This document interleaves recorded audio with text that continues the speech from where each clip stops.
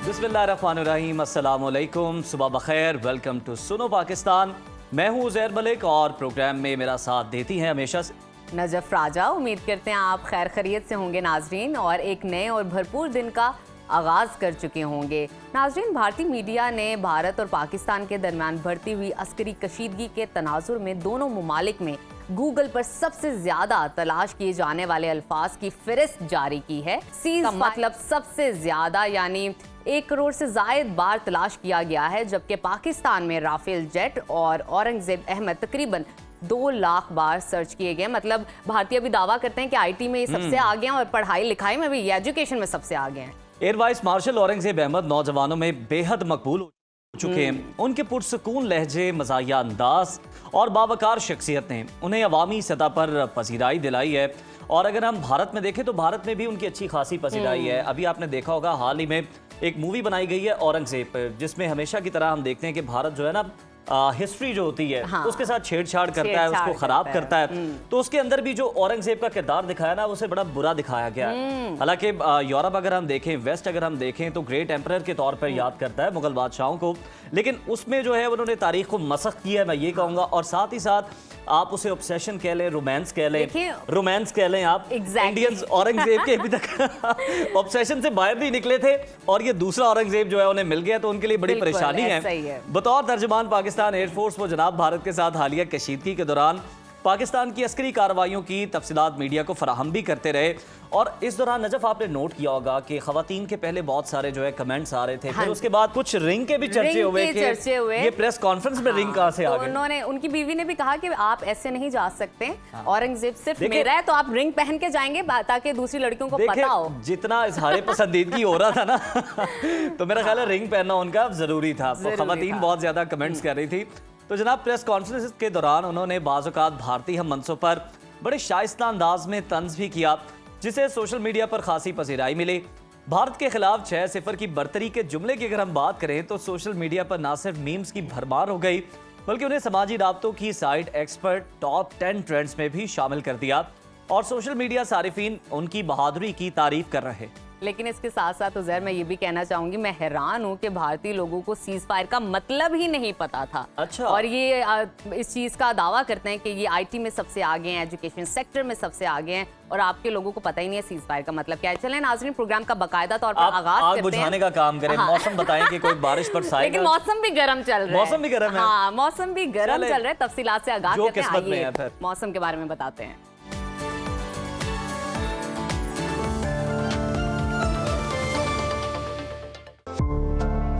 मुल्क भर में सूरज आग बरसाने लगा है। महकमा मौसमियात ने 19 मई तक हीट वेव का अलर्ट जारी कर दिया है।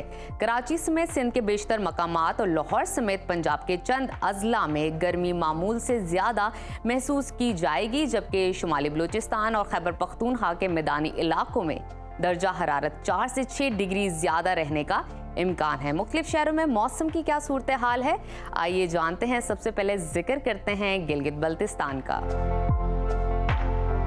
जहां बहार का मौसम जोबन पर है। गिलगित की बात करें तो वहां पर आज ज़्यादा से ज़्यादा पारा 28 और कम से कम 10 डिग्री रहने का इम्कान है।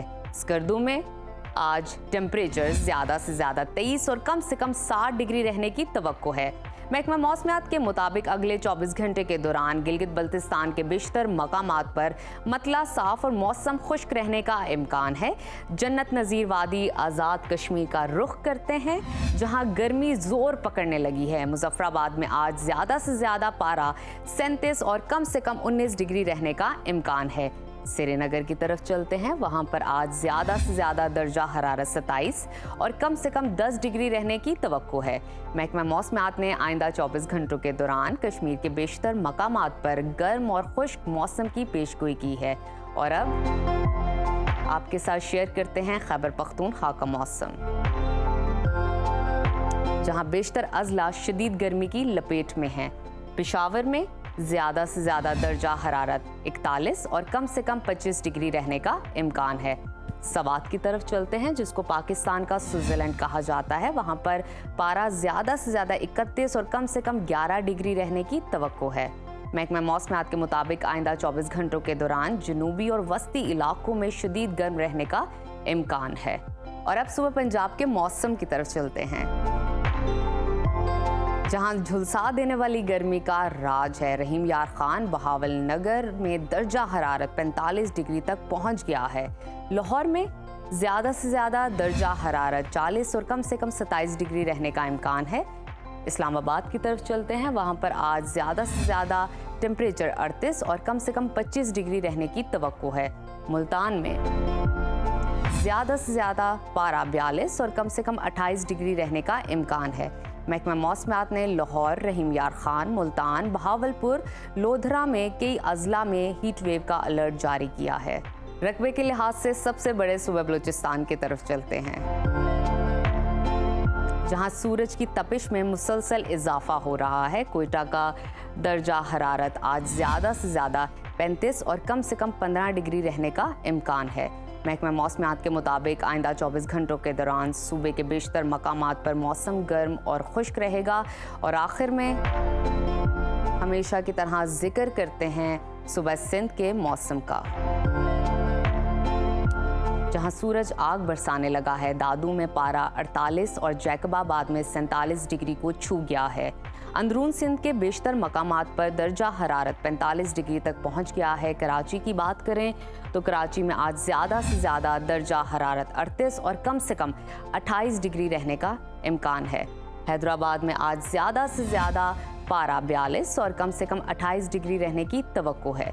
महकमा मौसमियात ने कराची, बदीन, दादू, ठट्टा, राजनपुर, उमरकोट, लाड़काना, मीरपुर खास, गोटकी, खैरपुर, सांगढ़, टंडो अलायार और जैकबाबाद के लिए हीट वेव का अलर्ट जारी कर दिया है।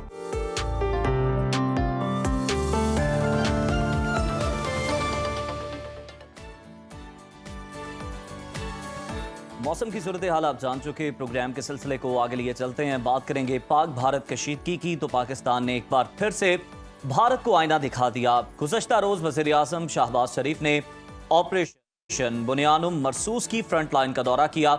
पसरूर कैंट में मार्का हक में शरीक अफसरान और जवानों से मुलाकात की।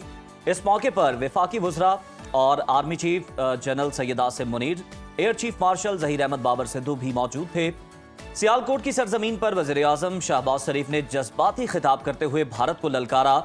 दो टोक और खुले अल्फाज में वार्निंग देते हुए कहा कि अगर पाकिस्तान की जानिब मैली आंख से देखा तो सफाई हस्ती से मिट जाओगे। सिंतास मुआहदे की मौतली का कभी सोचना भी ना। पानी हमारी डेडलाइन है, खून और पानी साथ नहीं बह सकते। नीलम जेहलम डैम की तरफ अगर जरा भी हाथ बढ़ाया तो भारत के तमाम डैम्स तुम्हारे लिए इबरत का निशान बना दिए जाएंगे।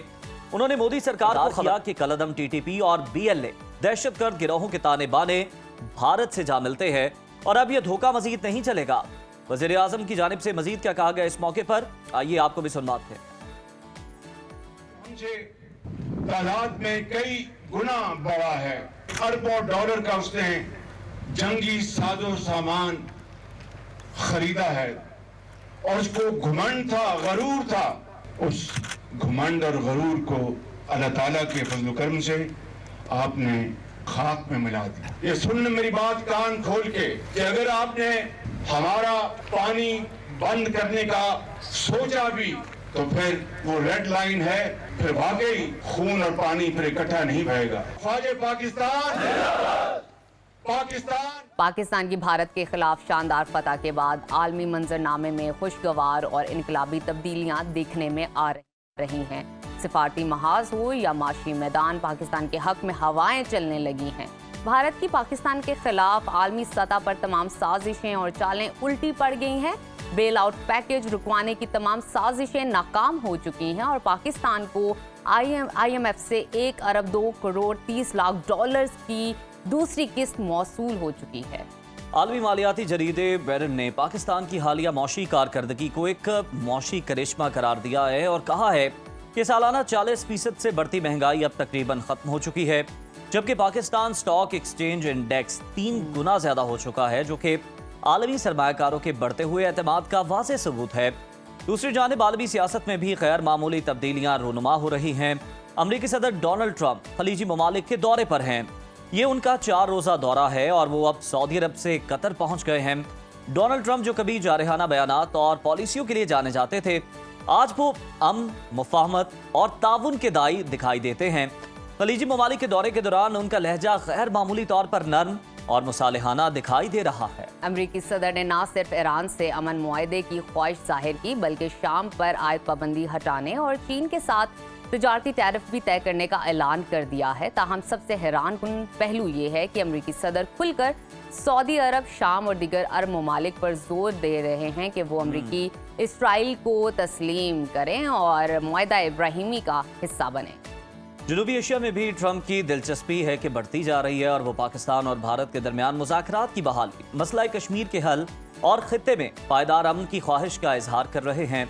यहाँ तक कि उन्होंने दोनों ममालिक की क़यादत को तो एक मुश्तरका इशाये पर इकट्ठा करने की तजवीज़ भी दे डाली, मगर अफसोस कि भारत एक बार फिर हठधर्मी, तकब्बुर और जुल्म के रास्ते पर गामजन है।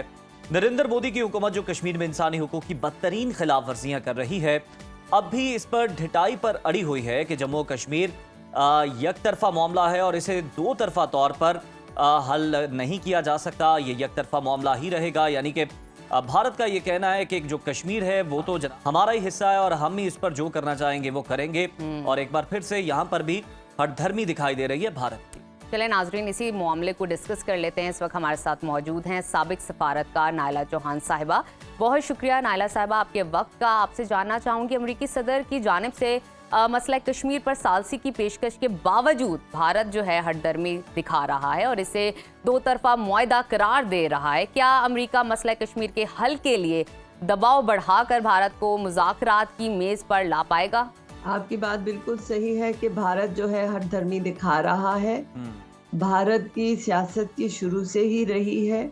आप देखें Shimla agreement, although Shimla agreement में ये नहीं था कि सिर्फ बायलैटरल, उसमें था यूएन के चार्टर और प्रिंसिपल्स के मुताबिक जो है ये शिमला एग्रीमेंट हुआ है। और इसमें अगर बायलैटरली नहीं हो सकता तो फिर थर्ड पार्टी और इंटरनेशनली आप जा सकते हैं। लेकिन भारत ने उसको मिस इंटरप्रेट किया और कहा कि नहीं, अब तो बायलैटरल है। बायलैटरल आप कैसे करेंगे जब ताली दो हाथ से बजती है? जैसे DPM जो है हमारे deputy prime minister, foreign minister ने कहा कि it takes two to tango ji. एक अकेला तो नाच नहीं सकता ना, दोनों ने मिलकर नाचना है। अगर भारत जो है वो बायलैटरल भी करता तो उन्होंने कंपोजिट डायलॉग खत्म कर दी। तो पाकिस्तान तो हमेशा कहता रहा है कि ये एक इंटरनेशनल इशू है, इंटरनेशनल कम्युनिटी की इसमें जिम्मेदारी है। UN सिक्योरिटी काउंसिल की रेजोल्यूशंस हैं इस पे, जिसके तहत एक अमन पसंदाना तरीके से निगोशिएशंस के थ्रू कश्मीर का मसला हल होना चाहिए। और इसके हल हुए बगैर खित्ते तो क्या दुनिया में अमन नहीं आ सकता। तो अगर प्रेसिडेंट ट्रंप ने जो है वो ऑफर किया है, हमारी तरफ से तो वेलकम्ड है। भारत नहीं चाहता क्योंकि वो दोगलापन कर रहा है। वो जैसे आपने कहा, एक तो उनमें हठधर्मी है, ऊपर से अपने बारे में बहुत खुशफहमी है और असलियत उनकी अभी आपको पहलगाम में ही नजर आ गई जो इनको हजम नहीं हो रही जी। तो ये जो है उधर जदोकोप करना चाहते हैं मुसलमानों को, जैसे इजराइल गाजा में फलस्तीनियों के साथ कर रहा है जी। ये वो फॉर्मूला यहाँ लगाना चाहते हैं, पर ये लगेगा नहीं।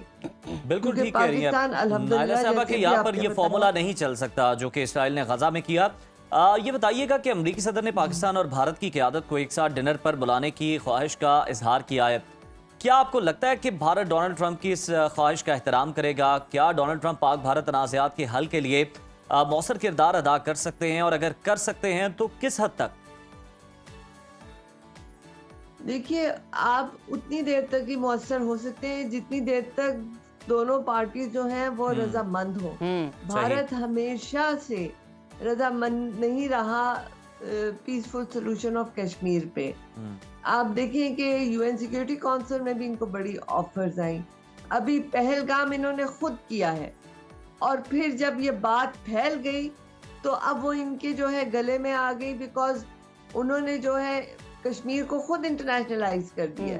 अब जब सारी दुनिया जो है वो सालसी, चाहे वो अमेरिका है, चाहे वो चीन है, चाहे वो तुर्किया है, चाहे वो ईरान है, जितने भी ममालिक जो है, अजरबैजान है, उन्होंने ऑफर की है, भारत उसको रद्द कर रहा है क्योंकि वो जो 370 आर्टिकल उनकी अपनी कॉन्स्टिट्यूशन का जो एब्रोगेट किया था और कहा था कि कश्मीर हमारा इंटीग्रल पार्ट है, अब वो झूठ बाहर आ गया जी। सो उनके लिए ये बड़ी दुश्वारी का एक बायस बन गया है। किस तरह से दुनिया को कहें कि उन्होंने कितना यहाँ पे जुल्म किया हुआ है और इंटरनेशनल लॉ की कितनी वायलेशन की हुई है। सो उनके लिए अब ये मुश्किल है कि वो इसको कबूल करें, पर अगर कबूल नहीं करेंगे हाँ, तो फिर उन्हीं के लिए मजीद मुश्किलात होंगी, क्योंकि अब इंटरनेशनल कम्युनिटी उनकी असलियत देख चुकी है। अच्छा, हमने देखा कि भारत के खिलाफ फतह के बाद पाकिस्तान को आलमी सतह पर जो माशी और सिफारती फायदे मिले हैं, मुझे ये बताइएगा क्या ये वक्ती हैं या किसी बड़ी पॉलिसी शिफ्ट का नतीजा है? सॉरी, से दैट अगेन, आपकी आवाज कट गई जी, थी। मैं ये अर्ज कर रही हूँ कि भारत के खिलाफ फतह के बाद पाकिस्तान को आलमी सतह पर जो माशी और सिफारती फायदे मिले हैं, आप समझती हैं ये वक्ती हैं या किसी बड़ी पॉलिसी शिफ्ट का नतीजा है? नहीं, माशाल्लाह पॉलिसी तो हमारी बहुत कामयाब रही है। इंटरनली भी आप देखिए, अभी आप बता रहे थे कि कॉल्ड इकोनॉमिक मिरेकल, जी। कि जंग के बावजूद आपके जो है स्टॉक्स हाई रहे, आपकी चीजों कीमतें जो है वो कम हुई, इन्फ्लेशन कम हुई, जो कि बड़ा कम होता है कि खासकर जंग की हालत में हो। तो पाकिस्तान माशाल्लाह हर तरह से कामयाब रहा है, चाहे वो जंगी महाज हो, चाहे वो इक्तिसादी महाज हो। तो अब वो दुनिया के लिए जो है ना मुश्किल हो गई है कि पाकिस्तान को इग्नोर करने, खासकर भारत को जो समझ रहा था कि ये पहलगाम करके पाकिस्तान को नेस्त तो नबूद करेगा और ये सारी जो है अपनी सियासत यहाँ पे जो उनकी हेजमोनिक पॉलिटिक्स है वो यहाँ पे चलेगी, ये यहाँ पे चली नहीं है। और अब दुनिया हमारे साथ है, जो कि पहले उनके साथ होती थी अपने अदर इंटरेस्ट की खातिर। और चीन जैसा हमारा दोस्त अल्लाह ने दिया जो कि हमारे साथ खड़ा रहा नो मैटर व्हाट। तो पाकिस्तान की जो फॉरेन पॉलिसी है वो भी सक्सेसफुल है और भारत जो है उनकी फॉरेन पॉलिसी का भी, यानी नाइला साहब आप ये कह रही हैं कि एक तरह से ये जो भारत ने जारियत हमारे साथ छेड़ी, कशीदगी छेड़ी, उसका हमें अल्टीमेटली फायदा ये हुआ कि फिर जब हमने अपनी ताकत का मुजाहरा किया तो फिर दुनिया भी हमारी मौतरफ हो गई और दुनिया की नजर में भी हमारी जो कदर मंजिलत है, जो हमारा कद काठ है, वो बढ़ गया है। बिल्कुल सही कह रहे हैं।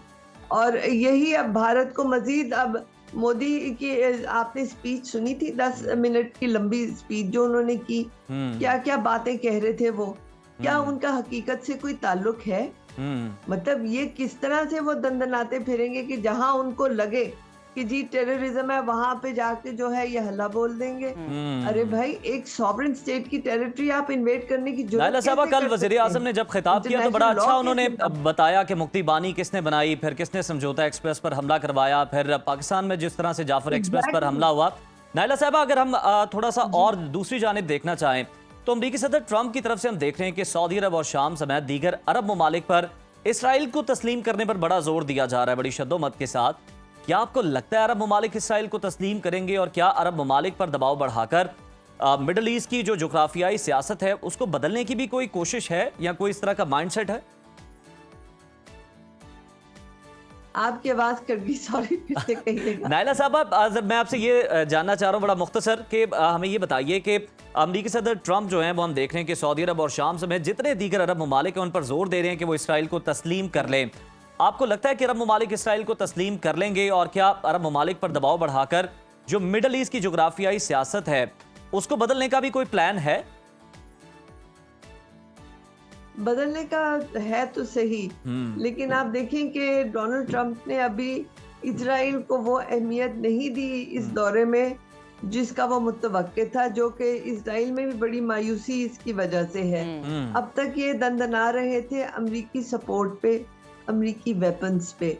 सही। ट्रंप साहब ने जो है वो मिटकॉफ साहब को जो है लगाया है इस सालसी पे, तो अब इजराइल के लिए मुश्किलात भी हो गई हैं। जहां तक इजराइल की रिकग्निशन की बात है, देखिए हम जितने भी ममालिक हैं हमें कोई मसला ना हो उनको रिकग्नाइज करने का, अगर वो फलस्तीनियों के साथ जुर्म बंद कर दें और उनको जीने का हक दें। और जो यूएन सिक्योरिटी काउंसिल में भी और जनरल असेंबली में भी जो कहा गया कि 2 स्टेट थ्योरी को इम्प्लीमेंट किया जाए, 1967 के जो बॉर्डर्स हैं उस पे इजरायली फौजें वापस चली जाएं बिल्कुल और सही। इस मतलब फलस्तीनियों को जीने का हक दिया जाए। बहुत अगर खूबसूरती वो से नायला साहिबा इंसानियत आपने से बता दिया कि अगर ये इसराइल चाहता है अपने दोस्तों से ये मैसेज दिलवा रहा है, पर अमेरिका से ये मैसेज दिलवा रहा है अरब ममालिक को, पाकिस्तान को, कि आप इसराइल को तस्लीम कर लें, तो आपने बड़ा अच्छा बयान किया कि जो जुल्म सितम का बाजार गर्म किया हुआ है इसराइल ने गजा के अंदर, उसको रोक दे तो फिर तो हमें कोई मसला नहीं है आपके साथ। और 1967 की मुताबिक जो लाइन थी और जहां पर फौजें मौजूद थी, अगर वहीं पर अपनी वापस पोजीशन पर आ जाएं तो फिर दीगर अरब ममालिक भी जो हैं वो भी तस्लीम कर सकते हैं इसराइल को, बशर्ते ये कि जो ये मसालिम हैं इनको रोकना होगा, स्टॉप कर दिया जाए। बिल्कुल नाजरीन, और इसी के साथ लेते हैं एक छोटी सी ब्रेक की हिम्मत, जाइए देखते रहिए सुनो Pakistan. Welcome back to Suno Pakistan. नाजरीन, वजीरिस्तान की हम बात करें तो एक ऐसी सरजमीन है जिसे दुनिया सिर्फ जंग, मसाइल और मुश्किलात के तनाजुर में ही देखती है, लेकिन हकीकत ये है कि यहाँ के नौजवान टैलेंट, हौसले और हुनर की ऐसी दास्तानें रकम कर रहे हैं जिन पर ना सिर्फ वजीरिस्तान बल्कि पूरा पाकिस्तान फख्र कर सकता है।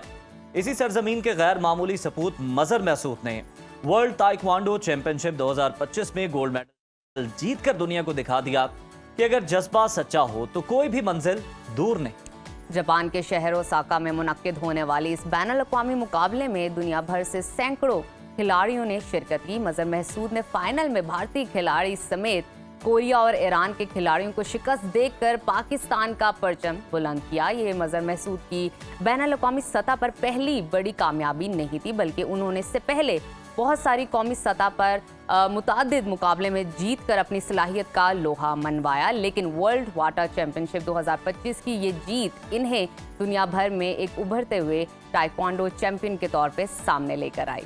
यहाँ पर आपको ये भी बताना जरूरी है कि वजीरिस्तान जैसे पसमानदा इलाके से ताल्लुक रखने वाले मजहर महसूद ने अपने महदूद वसाइल और बगैर किसी सरकारी सरपरस्ती के इस बैनुल-अक़वामी मकाम को हासिल किया। और इस बात की दलील है कि हमारे कबायली इलाकों में टैलेंट की कोई कमी नहीं है, बहुत मेहनती लोग हैं, बड़े जांफशा लोग हैं। और आइए आपकी मुलाकात करवाते हैं ताइक्वांडो चैंपियन मजहर मसूद और उनके कोच अदरीस मरवत हमारे साथ मौजूद हैं। आप दोनों को वेलकम करते हैं शो में। Thank you. मजहर, सबसे पहले तो हम आपसे गुफ्तगू का आगाज तो करेंगे, लेकिन उससे पहले हम आपको बहुत मुबारकबाद देंगे। आपकी ये कामयाबी इस तरह से भी बड़ी जो है ना, हमें लगता है कि बहुत बड़ी है कि आपने कोरिया के भी जो खिलाड़ी हैं उसको भी हरा दिया, हालांकि उनका तो नेशनल गेम है। तो ये आपने कामयाबी किस तरह से हासिल की, और फिर जब ग्रीन फ्लैग वहां पर रेज हुआ तो क्या जज्बात थे आपके? ये देखिए, सबसे पहले तो मैं शुक्रिया अदा करता हूँ सुनो टीवी का। वो हमेशा स्पोर्ट्स को काफ़ी प्रमोट करते हैं और एथलीट्स को इनवाइट करते हैं when it comes to international achievement.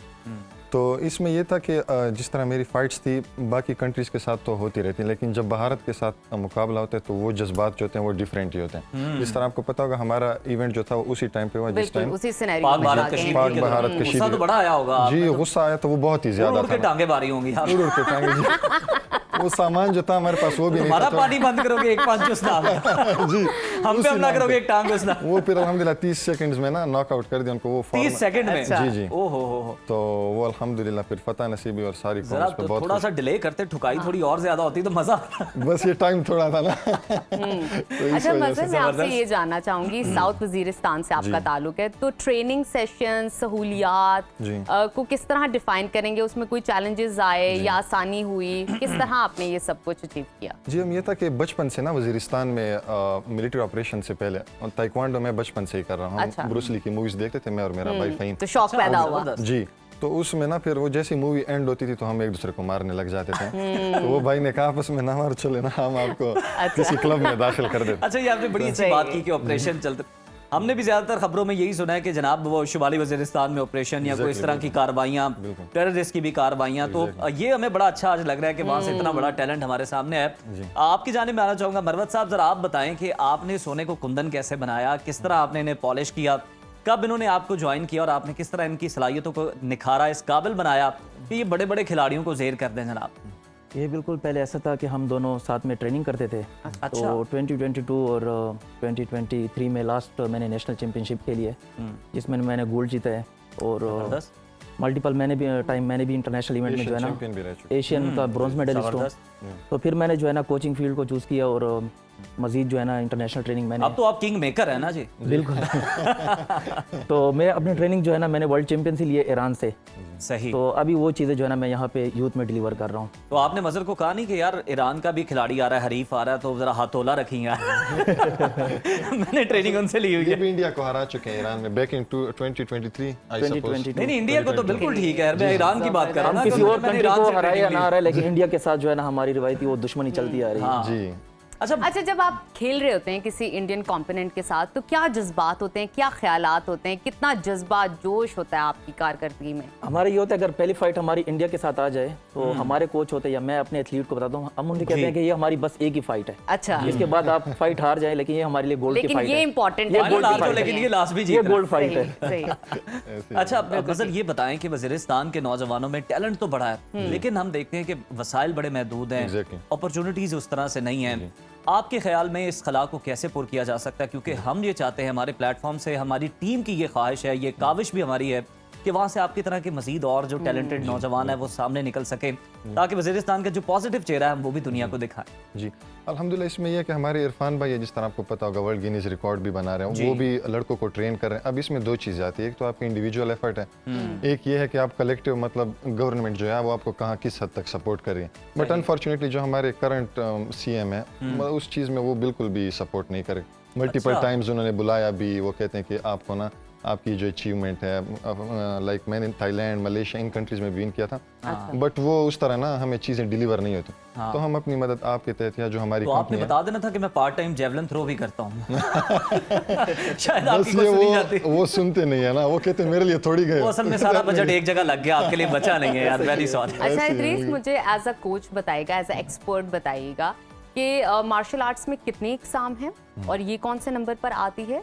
Secondly, अगर कोई स्टूडेंट, कोई नौजवान इस चीज़ में पार्टिसिपेट करना चाहता है, इस चीज़ में आगे जाना चाहता है, इसको एज अ करियर लेना चाहता है, तो कब से प्रैक्टिस स्टार्ट कर ले या ज्वाइन कर ले? यानी अगर आप समझे आपने मुझे ही ट्रेन करना है, हाँ तो जी। मुझे इस तरफ इनके लेके आना लिए है, किस लेट हो तरफ चुका है। मोटिवेट। बहुत अच्छा आपने क्वेश्चन किया। लेट है लेकिन जब थोड़ा बनेगा सा। तो ग्रेट होगा। क्या बात है। मार्शल आर्ट्स के लिए कोई एज नहीं है, इवन के जहाँ पे मैं ट्रेनिंग करवा रहा हूँ तो मेरे साथ पेरेंट्स और उनके बच्चे एक साथ ट्रेनिंग कर रहे हैं। अच्छा, जी, जबरदस्त। तो हमने ऐसा एक इन्वायरमेंट उनके लिए बनाया हुआ है, सेम टाइम पे पेरेंट्स भी कर रहे हैं, उनके किड्स भी कर रहे हैं। ग्रेट। तो जिस तरह आपने पूछा है कि मार्शल आर्ट्स के कितनी काइंड्स हैं, तो मोर देन 50, मोर देन 60 भी हो सकती है। टाइक्वांडो जो है वो एक ओलंपिक स्पोर्ट्स है, तो इस वक्त पाकिस्तान में क्रिकेट के बाद सबसे ज़्यादा टाइक्वांडो को अभी प्रमोट किया जा रहा है। हमारे इंटरनेशनल इवेंट्स भी हो रहे हैं यहाँ पे, और स्पेशली ये स्कूल एज के लिए जो है ना, किड्स के लिए बहुत बेहतरीन स्पोर्ट्स है। बेहतरीन। अच्छा इदरीस, बच्चों में खास तौर पे हम confidence बात कर build रहे होता थे है। कि खास तौर पे बच्चियों की हम बात कर रहे थे कि सेल्फ डिफेंस के लिए आपने बताया कि बहुत ज्यादा बच्चियां जो है आपके पास आती हैं, पेरेंट्स आते हैं, ये कितना जरूरी है, कितना इंपॉर्टेंट है उन्हें ये सिखाना? जिस तरह से अभी हालात चल रहे हैं, आपको पता ही है कि फीमेल हरासमेंट हवाले से तो काफ़ी जो है ना लड़कियों का रुझान है अभी हमारे मार्शल आर्ट्स सेंटर में, जबरदस्त। और काफ़ी को हमने ट्रेन भी किया। इवन के एक हमारे पास लेडीज़ हैं, उनका बेटा भी ब्लैक बेल्ट है और वो खुद इस एज में ब्लैक बेल्ट हो गई हैं, जिनकी सर्टिफिकेशन हमने कोरिया से करवाई है। जबरदस्त। जी। अच्छा मजहर, आपको जो लोग देख रहे हैं, जो लोग आपसे इंस्पायर हो रहे हैं, आपकी स्टोरी सुन रहे हैं, आपकी कामयाबी देख रहे हैं, और इतनी मेहनत के बाद जो आपने अचीव किया है, क्या उनको रिकमेंडेशन, क्या मशवरा देना चाहेंगे अपने करियर के हवाले से? जी मैं ये कहना चाहूँगा कि हमारी जो गेम है ना, इसमें काफ़ी सारे मिथ्स हैं ना कि यार आप कॉम्बैट गेम्स में जाओगे तो आपका मुंह टूट जाएगा या ये हो जाएगा अच्छा। वो तो ये मैं कहना चाहूँगा ये जस्ट मिथ्स है ना। Myths आप हैं जब जी ताइक्वांडो बहुत सेफ गेम है, अगर ये सेफ ना होती तो ओलंपिक्स में ना होती ना। ठीक है। ये कि हमारी दो बॉडीज हैं, एक ITF है इंटरनेशनल ताइक्वांडो फेडरेशन, एक WTF है वर्ल्ड ताइक्वांडो फेडरेशन, तो ये हमारी अल्हम्दुलिल्लाह ओलंपिक्स में भी है। तो लोग इस चीज़ पे ना जाए, आप जब आप कोई ऑब्जेक्टिव आपका गोल होगा तो लोग कहेंगे कि यार इसकी तरफ ना जाएं, इसमें ये रुकावटें हैं, हम भी इसी फेज से गुजर के हैं, लेकिन अल्हम्दुलिल्लाह ये कि हम उन बातों में नहीं, अब हमारी जो एजुकेशन है अच्छा वो भी मतलब ये scholarship बताइएगा based। मुझे कि जिस तरह से आप माशाल्लाह आला तालीम याफ्ता भी हैं, और मुझे ये भी आप सुनने को मिला कि आप बड़ी अच्छी जॉब भी कर रहे हैं, जी जी। तो फिर आप अपना ये पैशन किस तरह से लेकर चल रहे हैं? ट्रेनिंग को कितना टाइम देते हैं और कौन सा वक्त होता है आपका ट्रेनिंग करने का? इसमें ये ऐड करना चाहूँगा, अल्हम्दुलिल्लाह जो हमारी कंपनी है वो काफ़ी सपोर्टिव है। हमारे जो CEO हैं नवीद फाजिल साहब, COO हैं अजहर साहब, और प्लांट हेड है हमारे अदील साहब, उन्होंने मुझे फ्लेक्सिबिलिटी दी हुई है। फ्लेक्सिबल आवर्स है ना मेरे, मतलब सुबह मैं ट्रेनिंग करता हूँ तो 9 बजे तक मैं ऑफिस चला जाता हूँ, जबरदस्त। उसके बाद 2 घंटे मुझे इवनिंग में भी देते हैं वो, और वो कहते हैं कि जो बाद में आपने रात को जो करनी हो तो 5 बजे के बाद आप वो कर लिया करें। लाइक वो काफ़ी सपोर्टिव है इस चीज़ में। बिल्कुल ठीक है, जबरदस्त। होना तो हम तो चाहिए। उन्हें ये कहेंगे कि मजीद रिलैक्सेशन दें आप, ताकि ताकि ये मजीद कामयाबी हासिल करें, पाकिस्तान का नाम रोशन करें, क्योंकि आप इंटरनेशनल लेवल पे पाकिस्तान का नाम रोशन करें। आप भी पाकिस्तान के हीरो हैं। आप दोनों का बहुत शुक्रिया अदा करते हैं, क्योंकि आप किंग मेकर हैं और आप और साथ ही कहा साथ जाए इनकी king हैं। कामयाबी बड़ी मानी रखती है ना। देखें इन्होंने तब कामयाबी हासिल की जब पाकिस्तान जो है वो इंडिया के खिलाफ फतह हासिल कर रहा था। Exactly, time पूरी situation हिकमत बहुत अमली बना matter के, करता तो है। इन्होंने भी जनाब खेल के मैदान पे, खेल के महाज पर भी कामयाबी हासिल की है। तो ये इसलिए बहुत ज्यादा मुबारकबाद के मुस्तहिक है। Once again thank you so much Thank for you so coming, much. Joining us. इसके साथ ही नाजरीन प्रोग्राम में ब्रेक शामिल करते हैं। Stay with us. प्रोग्राम में अब बात करेंगे मसला कश्मीर की। तो कश्मीर का तनाज़ा एक बार फिर आलमी सतह पर तवज्जो का मरकज बन चुका है। अमरीकी सदर डोनाल्ड ट्रंप की जानिब से मसला कश्मीर पर सालिसी की पेशकश ने मोदी हुकूमत की नींदें उड़ा दी हैं। भारतीय वज़ीर आज़म को सांप सूंघ गया है और वो इस पर मुकम्मल खामोशी इख्तियार किए हुए हैं। पाकिस्तान ने ट्रंप की सालिसी की पेशकश का खैर मकदम करते हुए इस खित्ते में अमन की एक नई उम्मीद करार दिया, लेकिन भारत हस्बे रिवायत वही हठधर्मी अपनी दिखा रहा है और नरेंद्र मोदी की हुकूमत न सिर्फ कश्मीरियों के बुनियादी इंसानी हुकूक को बुरी तरह पामाल कर रही है बल्कि रौंद रही है, साथ ही साथ आलमी बरादरी के चेहरे पर भी धूल झोंकने की नाकाम कोशिश कर रही है। पहलगाम वाक़ये में मकबूजा कश्मीर की सूरत हाल मजीद गंभीर हो चुकी है। मासूम कश्मीरियों का जीना मुश्किल हो गया है। उन पर ज़मीन तंग कर दी गई है। घरों पर छापे, ख़वातीन की बेहुरमती, मासूम बच्चों पर पैलेट गन्स और मीडिया पर मुकम्मल ब्लैकआउट कर दिया गया है। ये सब भारत के नानिहाद जमहूरियत चेहरे का असल अक्स है। ऐसे में मोदी सरकार की जानिब से ये कहना कि जम्मू कश्मीर एक दो तरफा मामला है और सिर्फ दो तरफा तौर पर हल होगा, ये सिर्फ एक चाल है, एक झूठा प्रोपेगेंडा है, एक सिफारती फ्रॉड है ताकि जुल्म जारी रहे और दुनिया खामोश तमाशाई बनी रहे। नाम नेहाद भारत का असल चेहरा कश्मीर की गलियों में लाशों, चीखों और खाक आलूद कब्रों में छुपा है। भारत जान ले, ये 1947 नहीं है, अब 2025 है। अब कश्मीरियों को खामोश नहीं रखा जा सकता। अब ये आवाज इस्लामाबाद से न्यूयॉर्क तक, श्रीनगर से जनेवा तक गूंजेगी। नरेंद्र मोदी सुन लो, ना जुल्म चलेगा ना प्रोपेगेंडा, कश्मीर आजाद होगा और ये फैसला अब वक्त करेगा।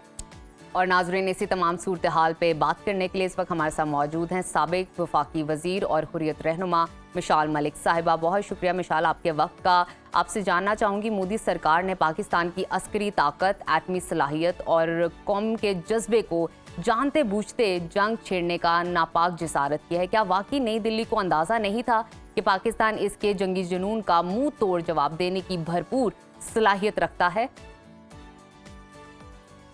बिल्कुल, मोदी हुकूमत, सारी दुनिया जानती है पाकिस्तान की जो एटमी ताकत है, और मगर क्योंकि अपनी छोटी सी पॉलिटिकल पॉइंट स्कोरिंग के लिए, एक इलेक्शन को जीतने के लिए वो उन्होंने ये जंग छेड़ दी और पहलगाम के अंदर जो दहशतगर्दी की, मगर फिर उनका ही उन्हीं की ताकत का जनाजा निकल गया और पाकिस्तान ने माशाल्लाह से उनके तैयारे भी गिराए और फिर दुनिया ने भी देखा कि क्या इनका जो जिस तरह सिविलियंस को टारगेट किया गया पाकिस्तान के हर शहर में हिंदुस्तान ने, और अपनी तरफ से उन्होंने इंडियन मीडिया पे झूठी रिपोर्ट्स भी दिखाई कि हमारी बड़ी ताकत है, हम बहुत स्ट्रॉन्गेस्ट आर्मी हैं। तो अभी भी यही चल रहा है उनके माइंड के अंदर, आवाम के अंदर भी झगड़ा चल रहा है कि हम जंग कैसे हार गए। तो उनको अल्लाह ताला ने भी एक बहुत तगड़ा जवाब दिया है पाकिस्तान आर्मी और पाकिस्तान की आवाम की तरफ से और आज़ाद कश्मीर के लोगों की तरफ से। मगर साथ साथ जो निहत्ती कौम है मकबूजा कश्मीर की, वहाँ पे तो उनका जुल्म बढ़ता ही जा रहा है। बिल्कुल मिशाल साहिबा, पाकिस्तान एक एटमी ताकत है अल्हम्दुलिल्लाह, जिसने हर महाज पर दुश्मन को मुंह तोड़ जवाब दिया, अपनी बर्तरी साबित की, चाहे वो सरहदी जारियत हो या फिर सिफारती महाज की हम बात कर लें। भारत की इबरतनाक शिकस्त के बाद क्या मोदी का अखंड भारत का फैशिस्ट ख्वाब अब हमेशा के लिए आप समझती हैं कि दफन हो चुका है? देखिए, अखंड भारत का जो ख्वाब था हिंदुस्तान का, वो तो बिल्कुल ही चकनाचूर हो गया है। जिस तरीके से उनको जो एक बदतरीन जो एक शिकस्त हासिल हुई है, और अब तो बस यही है कि इसका जो जनाजा जो निकल रहा है, जो इसकी ईंधन रह गई है आग का, वो कोई उसके अंदर कोई दम तो रहा नहीं है। जिस तरह वो लेट गया अमेरिका के आगे कि सीज़ फायर की जाए, मगर जो भी उनका दहशतगर्दी का ग्लोबल नेटवर्क है, जो अखंड भारत का, वो फैलता गया है दुनिया भर में। इनके स्लीपर सेल्स, इनकी प्रॉक्सीज अभी भी एक्टिव हैं और चल रही हैं, मगर जो उनकी वो एक बड़ा ही एक इन्होंने एक इमेज बनाया था दुनिया के सामने कि हिंदुस्तान को और अखंड भारत को, हिंदुत्वा जो है वो सारे खित्ते को जो है कॉन्कर कर लेगा, वो ख्वाब बदकिस्मती से उनका चकनाचूर हो गया। और इस वक्त सारा जो हिंदुस्तान, जो हिंदुत्वा का फॉलोअर, बीजेपी का जो फॉलोअर है, वो उनको पोस्ट ट्रॉमेटिक स्ट्रेस डिसऑर्डर के सब पेशेंट्स बन गए इस वक्त।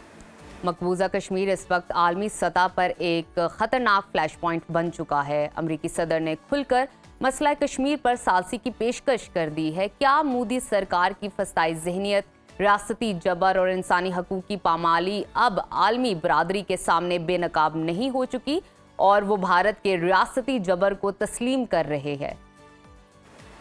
देखिए, इस वक्त तो जो सूरत हाल है हिंदुस्तान की, ख़ास तौर पे जो हालात चल रहे हैं, तो दुनिया के सामने जो उनका सो कॉल्ड एक डेमोक्रेसी के चैम्पियन बनते थे, तो वो अब दुनिया की मोस्ट फैशिस्ट रिजीम इसको कहा जाता है। और अमेरिका, दुनिया भर, OIC के ममालिक, चाइना, सब यूनाइटेड नेशंस जो है, इन सब के सामने जो है एक दफ़ा फिर कश्मीर का जो मुद्दा है वो बहुत इंटरनेशनलाइज हुआ है और पता चला है दुनिया को एक दफ़ा फिर कि ये एक न्यूक्लियर फ्लैश पॉइंट है। अगर यहाँ पे कोई पत्ता भी गिरेगा तो यहाँ पे कोई इंसिडेंट होता है तो वो पूरे खित्ता जो है वो तबाही की तरफ जा सकता है। तो दुनिया को इसकी ग्रेविटी, इसकी जो सिक्योरिटी कंसर्न्स हैं, क्योंकि इसमें सिर्फ कश्मीरियों ने नहीं शहीद होना, बल्कि खुदा न खास्ता अगर ये मामला बढ़ता है जिस तरह बढ़ने वाला था अभी, तो ये तो एक न्यूक्लियर टिकिंग टाइम बॉम्ब है। तो the sooner the world realises, और अभी भी मैं वर्ल्ड बॉडीज़ को यही कहूँगी, स्पेशली अमेरिका को, चाइना को, और जो मेन पावर ब्रोकर्स हैं वर्ल्ड के अंदर, इस इंटरनेशनल इस्टेब्लिशमेंट के, कि अगर वो स्टर्न मेजर्स नहीं लेंगे और वो प्रेशर नहीं डालेंगे, असर्ट नहीं करेंगे, तो ये, क्योंकि ही इज़ मेंटली डिसेबल्ड, ये एक फैशिस्ट और साइकोटिक आदमी है, तो इसको तो एक तो टैबलेट्स दी जाएँ और इसका दिमाग का जो है इलाज कराया जाए, क्योंकि ये वैसे मानेगा नहीं। अभी भी जो इसका नैरेटिव चल रहा है, भीख इसने खुद मांगी है सीज़ फायर के लिए, मगर बाहर जाके अवाम के सामने कह रहा है कि वाटर का हमारा वही टेररिज्म चलेगा और हम कश्मीर की बात करेंगे तो POK की बात करेंगे। तो ये तो फिर से जो है एक और बड़ी जंग की तरफ ये मामला, और ये थर्ड साइकिल हुआ तो ये नेवर एंडिंग साइकिल होगा। तो world needs to really put pressure on India. चाल साहब, अब अमरीकी सदर ने पाक भारत रहनुमाओं को इशाइये पर इकट्ठा करने का इंदिया दिया, इस ख्वाहिश का इजहार किया। क्या अमरीका अब खत्ते में वाकई एक मौसर किरदार अदा करने को तैयार है सालिसी के लिए, और क्या डोनाल्ड ट्रंप भारत की हर धर्मी को लगाम डाल सकते हैं? देखिए, अमेरिका का रोल इस वक्त जो है वो हम अप्रिशिएट करते हैं, या जो भी ममालिक हमारा साथ दे रहे हैं कि कश्मीर असल मुद्दा वो है, मगर ज़बानी कलामी बातें होती रहें और हमें सिर्फ बॉडी बैग्स ही मिलें, शहादतें मिलें। अभी कल ही 3 लोगों को उन्होंने शहीद कर दिया है मकबूजा कश्मीर के अंदर, और आज़ाद कश्मीर को भी धमकियाँ, LOC पे भी वायलेशंस चल रही हैं। तो ज़बानी कलामी के बजाय अमली इक़दाम अगर उठाए जाएंगे तो फिर ही कोई हम समझ सकते हैं कि कोई वाकई में कोई सालसी का रोल जो है वो प्ले किया जा रहा है, वरना तो दूसरा फुल फ्लेज जो है न्यूक्लियर एक्सचेंज की तरफ ये मामला जाता है। और आई थिंक कि ये अभी भी मौका है दुनिया के लिए कि वो होश के नाखुन लें, और अगर हिंदुस्तान नहीं मानता सीज़ फायर के बाद कि कोई अमली जामा इसको पहनाया जाए, इस मसले को हल किया जाए कश्मीरियों की उमंगों के मुताबिक, तो इनके ऊपर तो फ़ौरन डिफेंस सैंक्शंस पहले लगनी चाहिए, क्योंकि इनके पास वो ख़तरनाक वेपन्स हैं। और सबसे बड़ी बात है कि वेपन्स दुनिया के इनके पास सबसे पावरफुल वेपन्स हैं, मगर चलाने वाले जो हैं वो ट्रेंड नहीं हैं। तो जंग अगर उन्हें पाकिस्तान पे करनी है, कश्मीर पे वो अफगानिस्तान पे मार देंगे, या अपने ही जो है पंजाब के अंदर मार देंगे, या मकबूजा कश्मीर में मार देंगे, जो उन्होंने अभी किया। तो आइंदा पता नहीं किन किन ममालिक में हवाई फायरिंग होगी। तो इसलिए ये इनके ऊपर लाजमन है कि इस वक्त डिफेंस सैंक्शंस लगाई जाए। अच्छा, हमें ये बताइए कि भारत अपनी हर अस्करी और सिफारती शिकस्त का बदला मकबूजा कश्मीर के निहत्ते और मासूम कश्मीरियों पर जुल्म और बर्बरियत से लेता है। भारत की इबरतनाक नाकामी के बाद कश्मीरी आवाम के हौसले कितने बुलंद हुए हैं, बताइए। देखिए, ये जो हिंदुस्तान के मज़ालिम हैं, जितने भी हिंदुस्तान कर ले, अल्हम्दुलिल्लाह जो हमारी तहरीक है, जो कश्मीर की स्ट्रगल है, उसको एक नई जो है वो एक नई, उसके अंदर एक रोशनी, एक नई लाइफ जो है हमारी तहरीक के अंदर आई है। जब जब जुल्म बढ़ा है हिंदुस्तान की तरफ से, मैंने देखा है हमेशा से अल्हम्दुलिल्लाह, क्योंकि इसमें लाखों शहुदा का खून है और इसको एक नई जला बख्शी है हर दफ़ा। और अभी भी एक नई जो एक रोशनी की किरण नज़र आती है दुनिया के सामने कश्मीर, क्योंकि 10 लाख फौज, 16 इंटेलिजेंस बटालियंस, एक के बाद दूसरा जुल्म, मगर वो तहरीक नहीं सके। सो इंशाल्लाह ताला मैं एक बहुत रोशन मुस्तकबिल देख रही हूँ कश्मीरी कौम का, उनकी आज़ादी का ख्वाब इंशाल्लाह ताला बहुत जल्द जो है हम सब का पूरा होगा इंशाल्लाह। पाकिस्तान का हमेशा से बड़ा वाज़ेह मौक़िफ़ रहा है कि मुज़ाकरात में सिर्फ कश्मीर, पानी और रियासती दहशतगर्दी जैसे बुनियादी मसाइल पर होंगे मुज़ाकरात, बातचीत होगी, मगर भारत मकारी और चालाकी से दहशतगर्दी का राग अलाप कर असल मसाइल से फरार चाहता है। क्या पाकिस्तान आलमी बरादरी की हिमायत से भारत को मजबूर कर पाएगा कि वो पाकिस्तान की ही शराइत पर मुज़ाकरात की मेज पर आए? देखिए, सबसे इम्पॉर्टेंट बात है कि कोई भी मसला दुनिया का हो टेबल पे हल हो सकता है, मगर अगर ना हो और जो इस तरह का न्यूक्लियर फ्लैश पॉइंट हो तो ये तो पूरी दुनिया की तबाही का मरकज़ बन सकता है। तो मैं तो यही कहूँगी कि दुनिया की जो ताकतें हैं वो घसीट के हिंदुस्तान को टेबल पे लाएं, और वो टेबल जिस पे कश्मीरियों को उनका हक़ खुद इरादियत दिया जाए। हमें वो सिर्फ ऐसी टोपी ड्रामे वाले डायलॉग्स नहीं चाहिए जो हमने 50 साल देखे हैं शिमला एग्रीमेंट के बाद से लेकर अब तक। शिमला तो वैसे ही नलिफाई हो गया क्योंकि 50 साल में उसमें से कोई फैसला कुन चीज़ कश्मीर पे नहीं निकली, और हमारा असल मसला यूनाइटेड नेशंस में है। तो पाकिस्तान को फॉर्मली जो है यूनाइटेड नेशंस में अब जाना चाहिए, क्योंकि एक तो यकतरफा इन्होंने जो सिंतास माहदे की जो पामाल किया है, 5 अगस्त को उन्होंने UN की करारदादें बायलैटरल ट्रीटीज़ को किया है।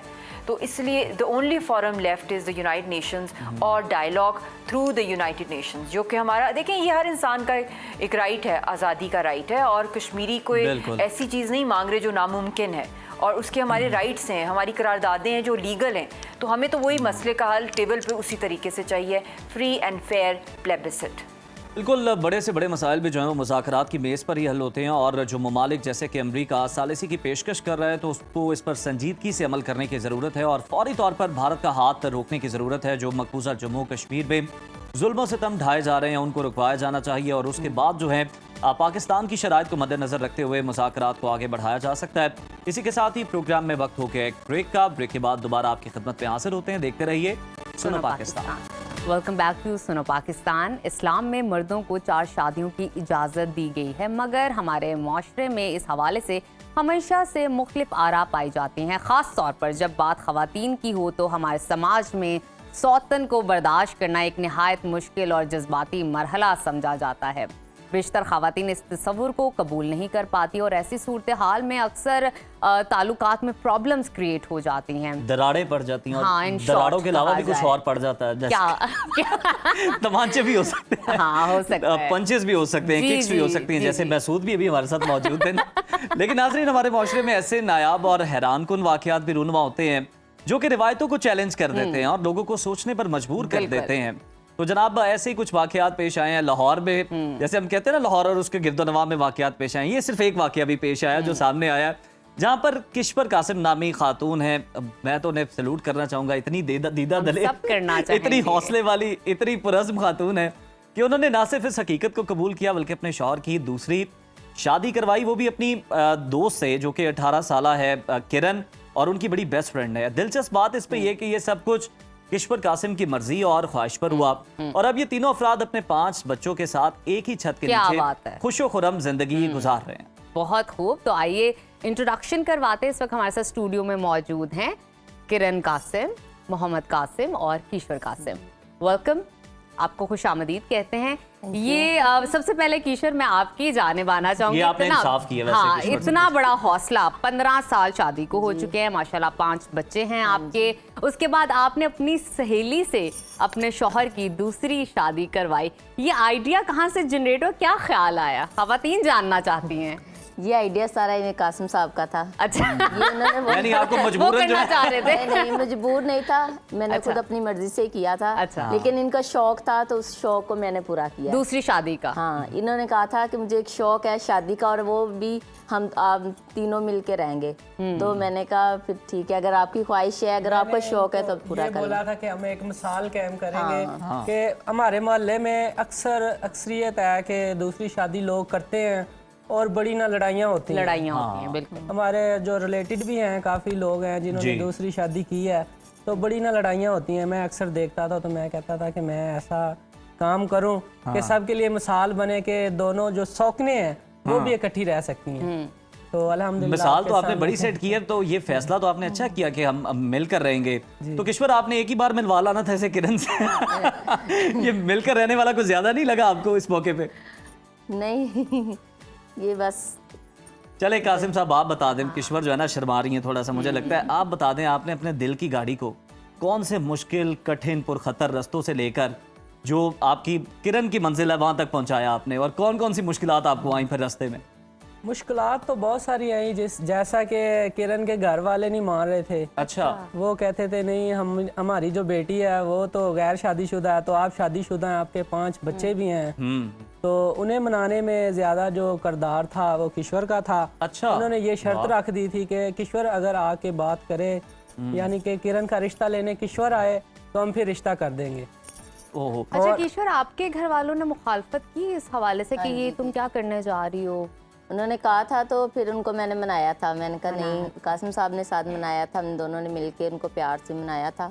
मैंने ये बोला था कि मुझे कोई टेंशन नहीं है, मेरे साथ हैं। वो कह रहे मैं आपके साथ हूँ और आपके साथ ही रहूँगा, कौन सा छोड़ रहे हैं, तो इसलिए मैंने कहा मुझे टेंशन नहीं। तो फिर उन्होंने बोला अगर आपको टेंशन नहीं है तो कोई मसला नहीं, आप खुश हैं तो हम भी खुश चलें हैं। किश्वर, आपकी मुझे लगता है बड़ी अच्छी कन्विंसिंग पावर है, आपने पूरी फैमिली को कन्विंस कर लिया। मैं थोड़ा सा टाइम देना चाहूँगा अपनी ऑडियंस को कि जिन्होंने जो ख्वाहिशमंद है नोट पैड निकाल लें, नोट्स लेना शुरू कर दें।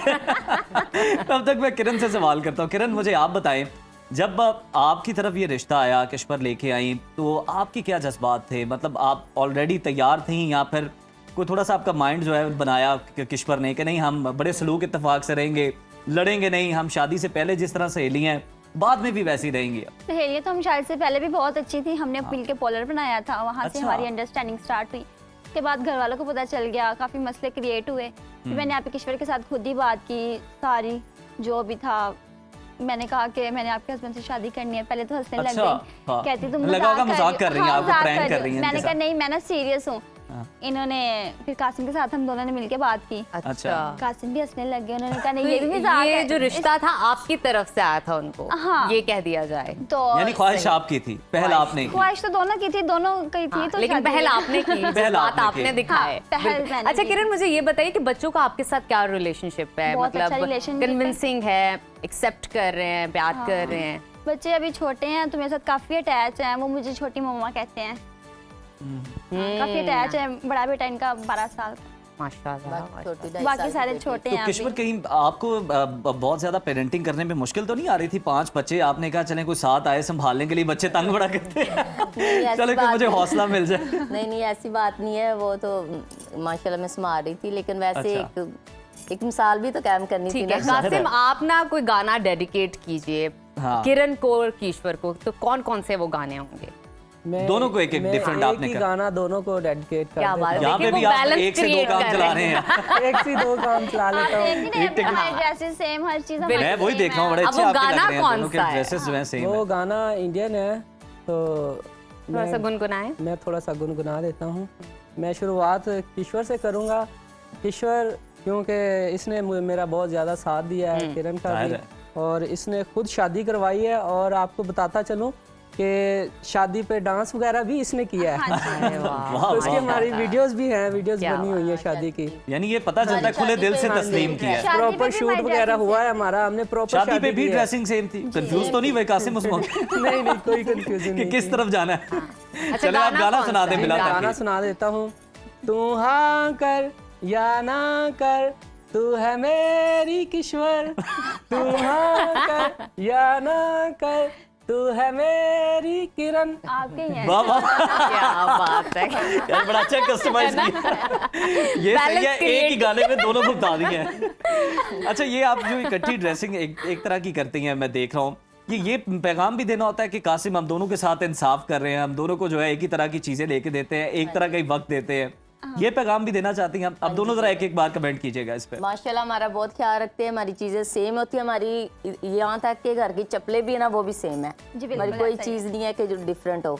और हमारे ये बेड भी बेड सेम है, भी हमारी हर सेम चीज़ सेम है। बेड भी सेम है, हाँ। सोफे भी सेम है, हर हर चीज चीज़ सेम है रूम माशाल्लाह का से। पेंट तक हमारा सेम है। अच्छा, सारी चीजें सेम करवाई, कोई तो चीज़- तब्दीली क्या लगती है फिर? इसलिए पता नहीं ना चलता ऊपर वाले पोर्शन में है या नीचे वाले अच्छा कासिम, आपको ना एक सिचुएशन देते हैं, वो है अभी आपके कितने 2 पोर्शन है? जी। अच्छा, तो अगर सोचे तीसरा पोर्शन भी हो, एक- वहां पे भी और यहाँ पे नहीं भी। नहीं, एक हाइपोथेटिकल सिचुएशन है, अगर ये दोनों मिलके तीसरी बीवी की तरफ जाएं और ओहो। आपको मनाएं, तो आपका क्या रिस्पॉन्स होगा? आप तो दिल से कह रहे होंगे प्लीज मनाएं। नहीं नहीं, ऐसा नहीं है। तीसरी मंजिल में क्रिएट करो। सुबह ही मिस्त्री बुला लेने में। चलो भाई। अच्छा, क्या रिस्पॉन्स होगा? मैं आपको बताता चलूं कि जो किश्वर जितना मुझे प्यार करती थी ना, जितना मेरा ख्याल रखती थी, केयर करती थी। किरण ने भी सेम वही काम किया, ये नहीं कि शादी के बाद, जी। शादी से पहले ये सारे इसने काम करने शुरू कर दिए थे। मुझे लगता था कि ये पता नहीं क्यों इतनी रिस्पेक्ट करती है, क्यों इतनी केयर करती है। तो बाद में मुझे रियलाइज़ हो गया कि ये भी मेरे साथ प्यार कर रही है, शादी करना चाह रही है।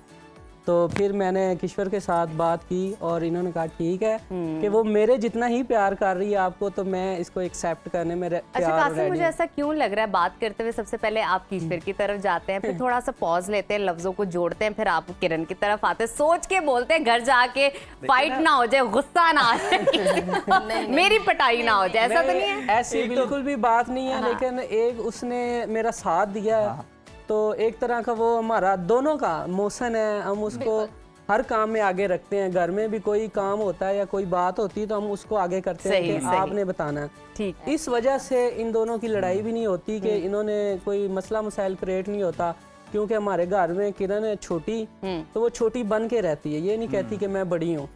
तो वो किश्वर से पूछती है कि जी ये आप ही कर लें या ये खाना बना लें, ये सारी चीजें। कासिम देखिए कितने अच्छे लफ्जों में खराज तहसीन पेश कर रहे हैं, कहते हैं मोहसिन, तो यानी हम के मोहसिन है कासिम। जी बिल्कुल। अच्छा चले, अब हम आपको एक सिचुएशन देते हैं, कुछ आपसे सवालात करते हैं, जल्दी जवाब देना, ज्यादा सोचना नहीं, पता चले आपकी 15 साल की रफाकत है और इधर भी आपकी मोहब्बत जो है वो पूरी है। बताएं इन दोनों का फेवरेट कलर कौन सा है? किश्वर का कौन सा फेवरेट कलर? रेड, दोनों का रेड है। आप सही की बता रहे हैं? डेट ऑफ बर्थ बताएं दोनों की। 1 जनवरी और किरण आप बोल दो, मुझे नहीं याद। आपने लास्ट टाइम मेरी बर्थडे मनाई थी। ये नजब क्या हो रहा है? किरण गुस्सा खवातीन नहीं माफ करना, करती हैं कोई उनकी सालगिरह का दिन किरण भूल आपने जाए? गुस्सा नहीं करना, घर जाके पिटाई नहीं करनी, आपने दरगुजर करना है। मैंने शादी से पहले हमारी जब बातचीत हो रही थी ना, तो किरण की बर्थडे मैंने बड़ी अच्छी सेलिब्रेट की थी और बहुत बड़ा फंक्शन। चलें कोई बात नहीं, छोड़ देते हैं। शादी की डेट, शादी की आपको मेरा ख्याल खर्चा याद रह गया, डेट भूल गए हैं।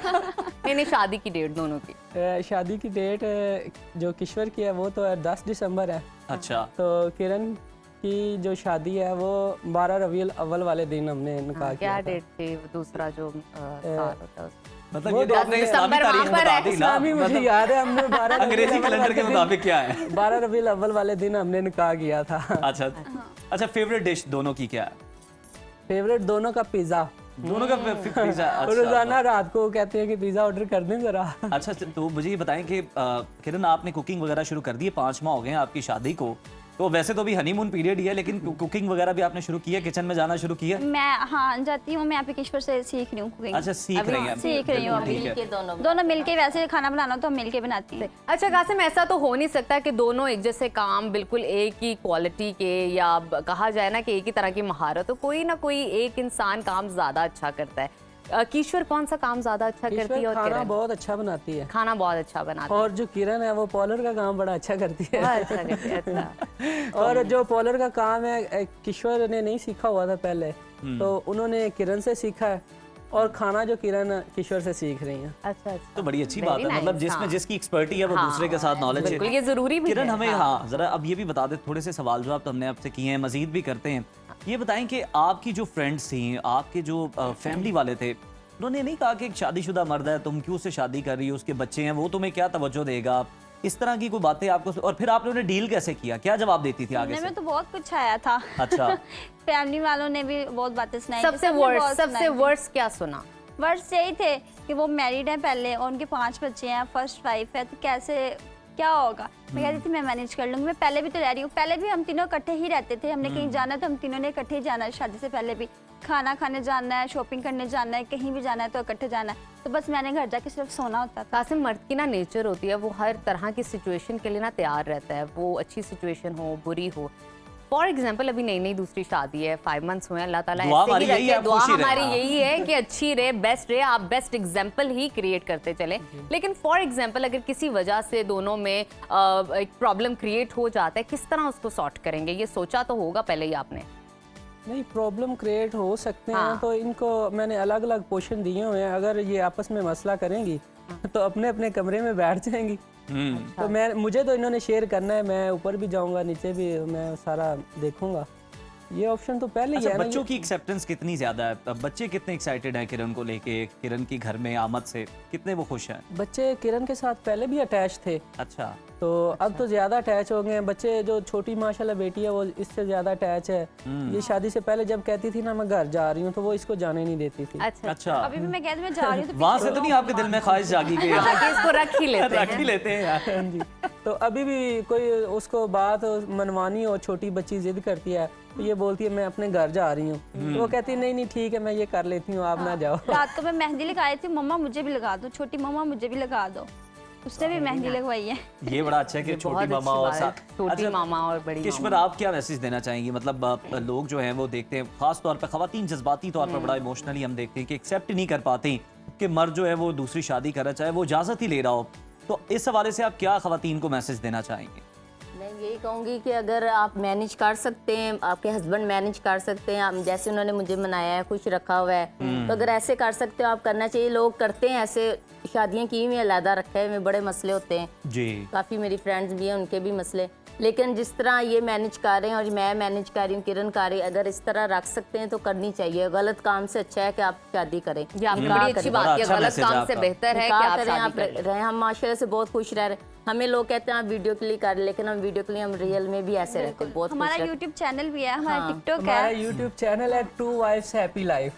टू वाइफ हैप्पी, बड़ा अच्छा नाम क्या है। गुड एग्जांपल है और मैसेज है। मजे की बात अभी हमने रेस्टोरेंट ओपन किया तो वो भी हैप्पी लाइफ के नेम से ओपन किया हमने। जबरदस्त। कासिम, आप बताएं कि जरा आप क्या मैसेज देना चाहेंगे लास्टली कि लोग आपको देख रहे हैं, खास तौर पे मर्द हजरात जिनकी नीयत बड़ी साफ होती है, वो किसी गलत रास्ते पे नहीं जाना चाहते, सही रास्ते पे चलना चाहते हैं, दूसरी शादी करना चाहते हैं, लेकिन बड़ा दबाव होता है फैमिली का, फ्रेंड्स का और सबसे ज्यादा वाइफ का, तो उन्हें, और वैसे आप ओवरऑल क्या एक मैसेज डिलीवर करना चाहेंगे हमारे सर? प्लेटफॉर्म? मैं मैसेज सब दोस्तों को ये देना चाहूँगा, जो औरत है ना वो मार से भी नहीं बात मानती, गुस्से से भी नहीं मानती। जबरदस्त। तो प्यार से आप बात करें ना तो औरत हर बात मानती है, चाहे क्या उसकी खूब जान बात भी ले की ले। आपने। तो कोशिश करें अपनी वाइफ को प्यार इतना दें कि वो आपकी बात और टाल ना अगर कोई सके। प्यार से भी ना दूसरी शादी के लिए फिर क्या होगा? फिर क्या होगा? नहीं, ऐसा मुमुमकिन ही ऐसा नहीं है। मुमकिन आप नहीं प्यार करके देखें। आप देखें ना, आप प्यार करके देखें, हर चीज़ मेरी बात मुमकिन हो सुनिए जाती है। ना, एक हुनरमंद बता अपने हुनर के बारे में बता रहा है। उसका नतीजा हमारे सामने है। उन्होंने कहा कैसे हो प्यार सकता है कोई ना करके माने? देखें। अच्छा किरण, जल्दी से आप भी कोई एग्जांपल, मैं कोई भी ये कहना मैसेज दे चाहूंगी कि अगर दीजिए। ये चाहते तो मुझे छोड़ सकते थे, जैसे बाकी लड़के टाइम स्पेंड करते और छोड़ देते हैं जो कुछ भी, लेकिन इन्होंने कुछ भी नहीं ऐसा किया। बाकायदा अपनी फर्स्ट वाइफ को मनाया, सब घर वालों को मनाया और धूमधाम से शादी की। इन्होंने ये नहीं सोचा मेरी सेकंड शादी है या मेरे बच्चे हैं, कुछ भी नहीं, लेकिन इन्होंने मेरे साथ शादी की, मुझे इज्जत दी। तो ये है कि सबसे पहले अपनी फर्स्ट वाइफ को मनाओ और फिर शादी करो और अपनी हंसी खुशी जिंदगी सबसे अच्छी गुजारो। बात ये है कि उन्होंने आपको हाँ जी। रखा है रिश्ते के अंदर और इज्जत और बख्शी है। इंसाफ भी कर रहे हैं, जो आपके बहुत कपड़ों में अच्छी भी और बात आपके है। रहन हाँ सहन जी, में भी बिल्कुल, नजर आता ऐसा है। ही है। सुनो न्यूज़ की तरफ से और सुनो पाकिस्तान की तरफ से आपके लिए बहुत सारी बेस्ट विशेस हैं। ऐसे इसी खुश तरह रहें। खुश रहें, आबाद रहें, हंसते लोगों को रहें, जलाते मुस्कुराते रहें और लोगों के लिए एग्जाम्पल क्रिएट करें, क्योंकि हाँ, इस तरह बिल्कुल। किया जा सकता है। ये एक अच्छी एग्जाम्पल है जो खवातीन बर्दाश्त कर सकती हैं, जिनके अंदर ये हौसला है, उनका दिल बड़ा है, तो वो क्यों नहीं अपने खावंद को शेयर कर सकती है। इस्लाम में भी यही हुक्म है। तो नाजरीन, इसी के साथ लेते हैं एक छोटी सी ब्रेक, कहीं मत जाइए, देखते रहिए सुनो Pakistan. Welcome back viewers. Showbiz की दुनिया महज तफरीह या ग्लैमर का नाम नहीं है, बल्कि ये वो मैदान है जहां फन के जरिए सरहदों के फासलों को कम करने की कोशिश की जाती है। मगर बदकिस्मती से जब सियासत और कशीदगी इस दुनिया पर असरअंदाज हो तो फनकार और उनकी तख्लीकात भी जद में आ जाते हैं। जी हाँ नाजरीन, पाक भारत ताल्लुकात की हालिया कशीदा सूरत हाल का असर अब बराह रास्त शोबिस इंडस्ट्री पर पड़ता दिखाई दे रहा है। हम बहुत सारी सोशल मीडिया पर वीडियोस देखते हैं। भारतीय मीडिया एक बार फिर अपनी रवायत को दोहराते हुए पाकिस्तान मुखालिफ बयानियों को फ़रोग दे रहा है। इतलात ये आ रही हैं कि भारत में पाकिस्तानी यूट्यूब चैनल्स जो हैं और टीवी नेटवर्क्स की जो बंदिश है वो लगा दी गई है, आप नहीं रसाई हासिल कर सकते, और ये पाकिस्तानी फ़नकारों के लिए अगर कहा जाए उनके ख़िलाफ़ है और एक मुनज़्ज़म मुहिम लग रही है भारत की जानिब से। खास तौर पर हम देखें तो मायरा खान और उर्वा हुसैन की फिल्मों रईस और सनम तेरी कसम के एल्बम को हम देख रहे हैं कि बहुत ज़्यादा प्रमोशनल मवाद से उनकी तस्वीर को हटाना इसी एक मुहिम का हिस्सा बताया जा रहा है। यहाँ तक कि फवाद खान और वानी कपूर की नई फिल्म की रिलीज को भी रोक दिया गया है, जिसकी हमने बड़े चर्चे सुने थे, बड़ा अच्छा उसका सॉन्ग हम सुन रहे थे। ऐसे में सवाल ये पैदा होता है कि फ़न की दुनिया को कब तक सियासी मकासद के लिए यरखमाल बनाया जाता रहेगा? क्या शोबिस और फनकारों को सरहदों के इस तरफ या उस तरफ नफरत की सियासत में घसीटना दुरुस्त है? आज हम इन्हीं तमाम पहलुओं पर रोशनी डालने के लिए बात करेंगे। हमारे साथ मौजूद हैं मारूफ ड्रामा क्रिटिक और तज्जियाकार मावश एजाज साहिबा। मावश, वेलकम टू सुनो पाकिस्तान। मौजूदा कशीदा हालात में अगर हम देखें तो भारत के अंदर पाकिस्तानी टीवी चैनल्स हों, यूट्यूब चैनल्स हों, उनकी बंदिश जो है वो कर दी गई है। आप इस हवाले से क्या ओपिनियन रखती हैं? क्या ये आप नहीं समझती कि मीडिया की आज़ादी पर कदगन है और जो भारतीय अवाम जो देखना चाहती है ये उनके साथ भी ज्यादती है कि आप इस तरह के चैनल्स बंद कर दें जो कि उन्हें पसंद है? बहुत शुक्रिया उज़ैर और नजफ मुझे प्रोग्राम में लेने के लिए। मैं ये बात पहले भी कह चुकी हूँ कि आर्टिस्ट जो होते हैं या स्पोर्ट्समैन या जितने भी हमारे इस तरह के जो सॉफ्ट पावर्स होते हैं किसी भी कंट्री के, वो पीस और बेटर टाइज के लिए कंट्रीज़ के बीच में, नेशंस के बीच में फॉस्टरिंग के लिए होते हैं। यानी आर्टिस्ट को इस्तेमाल किया जाता है कि वो आपस में एक दूसरे से, कौमों के अंदर जो कोई नफ़रतें हैं उनको कम करें। लेकिन अफसोस के साथ ये देखा गया है कि भारत में जिस तरह भारत की बॉलीवुड को, उनके आर्ट को कबूल किया, उन्होंने हमारे आर्टिस्ट को उस तरह कबूल नहीं किया। हमारे आर्टिस्ट बहुत अरसे से ऐसा होता आ रहा है कि वहाँ जाते हैं, कोई ना कोई मसला वहाँ पैदा हो जाता है, कोई सियासी मसला, कोई पेचीदा मसला उनकी तरफ से हो जाता है और उसके बाद हमारे आर्टिस्ट को वहाँ से इस तरह बेदखल किया जाता है कि बहुत बेआबरू होकर तेरे कुचे से हम निकले वाली सिचुएशन हो जाती है। लेकिन फिर भी हमारे आर्टिस्ट जो हैं वो पीस की बातें करते रहते हैं। लेकिन आई थिंक आफ्टर 2025 का जो ये इवेंट हुआ है, इसके बाद थोड़ा सा आई थिंक हम लोगों को भी थोड़ा देखना चाहिए और ये जो इस किस्म की पाबंदियाँ हैं वो तो नहीं होनी चाहिए। लेकिन अगर एक जगह से बार बार आपको निकाला जा रहा है और बार बार आपको वहाँ से बाहर धकेला जा रहा है तो मेरे ख्याल से अच्छा महाविश, आपने अभी फिल्म के हवाले से बात की, फवाद खान के हवाले से तो ये मीम भी बनी हुई है कि वो जब भी इंडिया में मूवी करके आते हैं ना तो पाकिस्तान और भारत की कशीदगी शुरू हो जाती है, कोई ना कोई मसला दरपेश आ जाता है। अच्छा, मैं आपसे मज़ीद इन डिटेल जानना चाहूँगी। माहिरा खान की अगर हम बात करें, उर्वा हुसैन की बात करें, तो इन्होंने भारत में मूवीज़ की हैं, रईस की है, सनम तेरी कसम की है। तो इनके कवर्स पे वो जो इनकी पिक्चर्स लगी हुई थी वो उतार दी गई हैं गानों से। आप समझती हैं ये फनकाराना बदसलूकी नहीं है तो और क्या है, और भारत इतने एक्सट्रीम स्टेप्स क्यों उठाता है? अव्वल तो बेचारे का कसूर नहीं है, उनकी कुछ सितारा उनका हर वक्त गर्दिश में रहता है, लेकिन क्योंकि हमें ज़्यादा इसलिए फील होता है क्योंकि उन्होंने पाकिस्तान में बहुत ज़्यादा काम नहीं किया है जितने सालों में उन्होंने बॉलीवुड को तरजीह दी है। तो आई थिंक एक प्रॉब्लम ये आ जाता है। और जहाँ तक रही आर्टिस्ट की स्पॉटिफाई और इधर उधर से थंबनेल्स के ऊपर से, यूट्यूब थंबनेल्स के ऊपर से तस्वीरें उनकी हटाने की बात, तो ये मुनाफकत है क्योंकि गाना तो उन्होंने हटाया नहीं, फिल्में तो हटाई नहीं और ना फिल्में निकाल सकते हैं ना ख़त्म कर सकते हैं। गानों पे भी पैसा कमा रहे हैं, स्पॉटिफाई से भी पैसा कमा रहे हैं, यूट्यूब से भी पैसा कमा रहे हैं, हर जगह जहाँ जहाँ उनका कंटेंट मौजूद है वहाँ से जो है वो पैसा कमा रहे हैं। लेकिन तस्वीरें हटा दी। अब इसका क्या मकसद है? एक बिला वजह की पोस्चरिंग है, बिला वजह का एक स्टेटमेंट क्रिएट करना कि देखो देखो हम तुम्हारा नाम नहीं डालेंगे। तो इन सब चीज़ों से कुछ फ़र्क नहीं पड़ता। You are not fooling anybody. जो भी ये जिनके भी दिमाग में ये आइडिया आया था कि जब हम तस्वीरें हटा देते हैं, भाई आप पूरा गाना हटाइए, पैसे भी मत कमाइए आप। अच्छा महाविश, एक और बात भी, अगर आप पाकिस्तानी सोशल मीडिया पे देखें, हमारे फनकार अपनी मर्जी से स्टेटस लगाते हैं। जिस तरह ये पाक भारत कशीदगी हुई तो उन्होंने हमारे ऑपरेशंस के हवाले से स्टेटस लगाया, पाकिस्तान जिंदाबाद के हवाले से स्टेटस लगाया, और हर किसी का स्टेटस दूसरे से मुख्तलिफ था। लेकिन अगर हम भारत की बात करें तो जब उन्होंने ऑपरेशन सिंदूर स्टार्ट किए तो एक ही तरह का स्टेटस जो कि कट कॉपी पेस्ट लग रहा था वही सबने चिपकाया हुआ है अपने सोशल मीडिया के स्टेटस पे। इस हवाले से आप क्या कहेंगी कि वैसे तो कहा जाता है वहाँ पे फ्रीडम ऑफ स्पीच है और मीडिया आज़ाद है, लेकिन लग नहीं रहा था, गोदी मीडिया ही लग रहा था, क्या कहेंगी?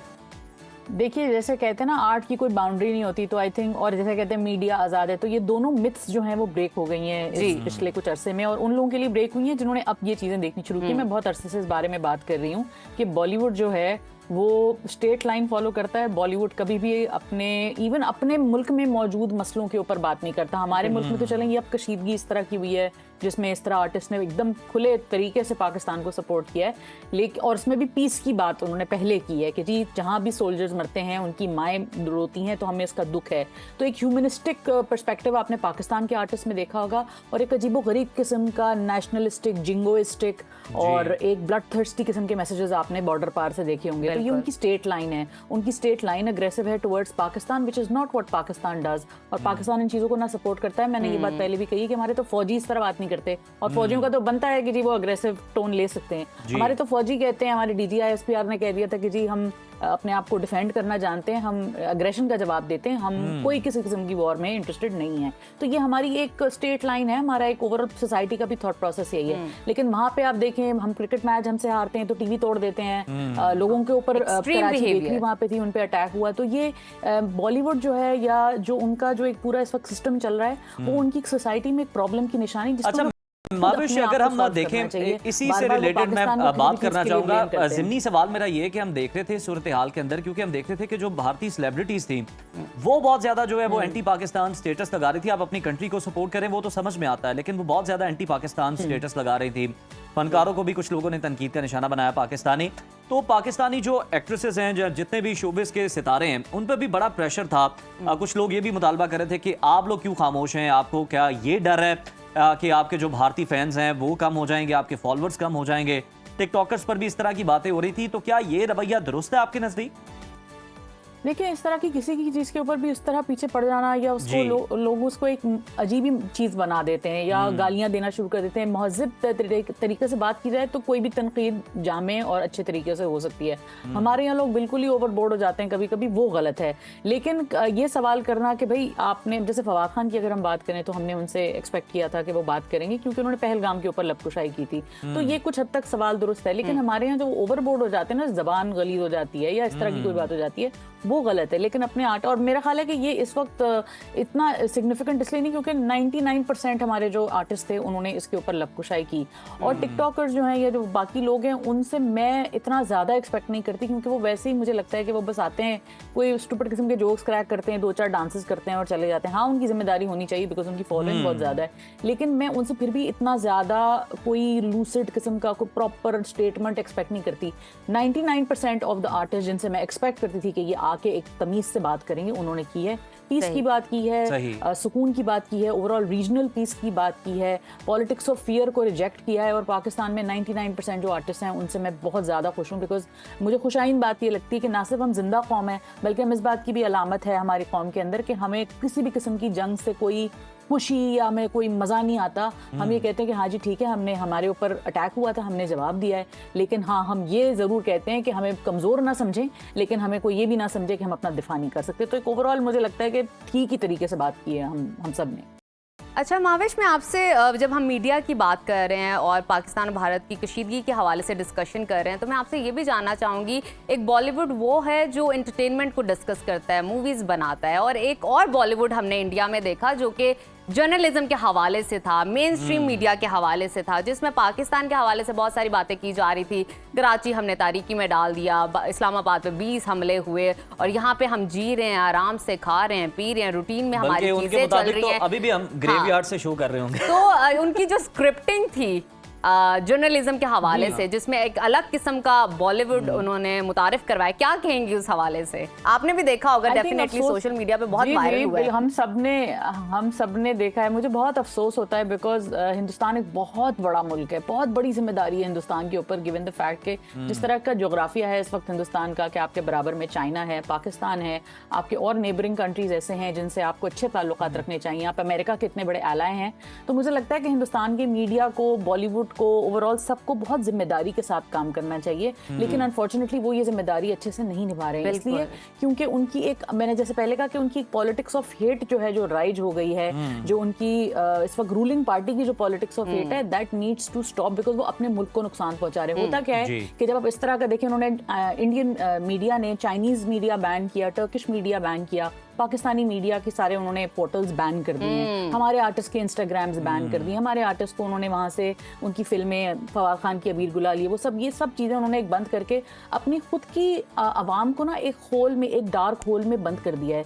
दुनिया आजकल ऐसी है नहीं, इस तरह आप जी नहीं सकते। जिस वक्त में और जिस दौर में आपकी रसाई पता नहीं कहाँ तक के मुल्कों की, आपने खुद अपने मोबाइल पे बैठे स्क्रॉल करते हैं, आप देखते हैं अजरबैजान हो गया, टिम्बकटू हो गया, अंटार्कटिका में लोग कैसे जी रहे हैं, जहाँ माविश, लास्टली मैं आपसे सिर्फ ये जानना चाहूंगा कि अगर जिस तरह से आपने बात की ना, बड़े बेआबरू होके तेरे कूचे से हम निकले, तो अब जो अपॉर्चुनिटीज हैं, जो मौके हैं, वो तो यहीं पे हैं, काम भी यहीं पे करना है। जो आर्टिस्ट हैं, चाहे उन्हें मुआवजा ज्यादा मिलता है, कम मिलता है, यहीं पे काम करना है, समझ तो आ गई है उन्हें आइंदा कुछ सालों तक। तो ये बताइए कि अपॉर्चुनिटीज क्रिएट करने के लिए कौन से ऐसे लोग हैं जिन्हें अपना बहुत ज्यादा रोल प्ले करने की जरूरत है, उन्हें आगे आना चाहिए ताकि हम इस सूरत हाल का भरपूर फ़ायदा उठा सकें, अपॉर्चुनिटी अपने लिए क्रिएट कर सकें और हमारी जो इंडस्ट्री है ये ग्रो कर सके?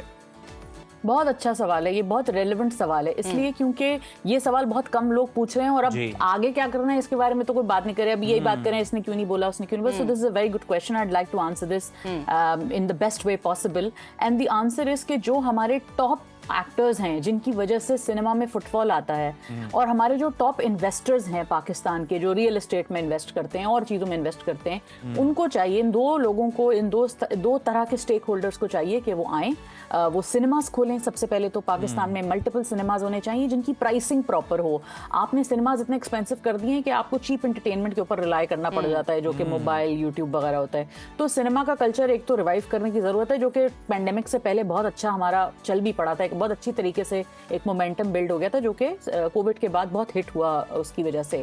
लेकिन अब एक वक्त आ गया है, क्योंकि अगर आप भारतीय मीडिया आपका बंद है और आपकी क्रॉस कोलैबोरेशंस नहीं हो रही हैं, विच इज़ फाइन, हम उस पर इतना रिलायंट थे भी नहीं, लेकिन सिनेमा के लिए सब बहुत जरूरी है कि हम कंटेंट प्रोड्यूस करें, हमारे टॉप एक्टर्स कंटेंट क्रिएट करें और हमारे यहाँ प्लेटफॉर्म्स ऐसे हों जहाँ ये कंटेंट स्क्रीन किया जाए। मतलब टेलीविजन पे तो हम बना रहे हो, टेलीविजन इंडस्ट्री बहुत बहुत स्टेबल है, लेकिन सिनेमा इंडस्ट्री को स्टेबल करने के लिए हमारे बड़े स्टार्स को आना पड़ेगा। बिल्कुल जी, तो हुमायूं सईद तो आ रहे हैं अपनी फिल्म लेके, लव गुरु, लेकिन और भी आप देखेंगे इंशाल्लाह बहुत सारे आएंगे, क्योंकि वही बात है कि अब हमने पाकिस्तान को आगे लेकर चलना है, पाकिस्तान की फिल्म इंडस्ट्री को आगे लेकर चलना है, एंटरटेनमेंट इंडस्ट्री को आगे लेकर चलना है। तो नाजरीन ये था और महविश का हम शुक्रिया अदा करने के साथ, महविश हम आपको ये भी कहना चाहेंगे कि नेक्स्ट में आप दोबारा हमें टाइम देंगी, नेक्स्ट आप दोबारा टाइम देंगी, उसमें हम बात करेंगे फेवरेट ड्रामास की और OSTs की, जो कि बहुत ज्यादा मकबूल हैं, जोड़ियां कौन से हिट हैं।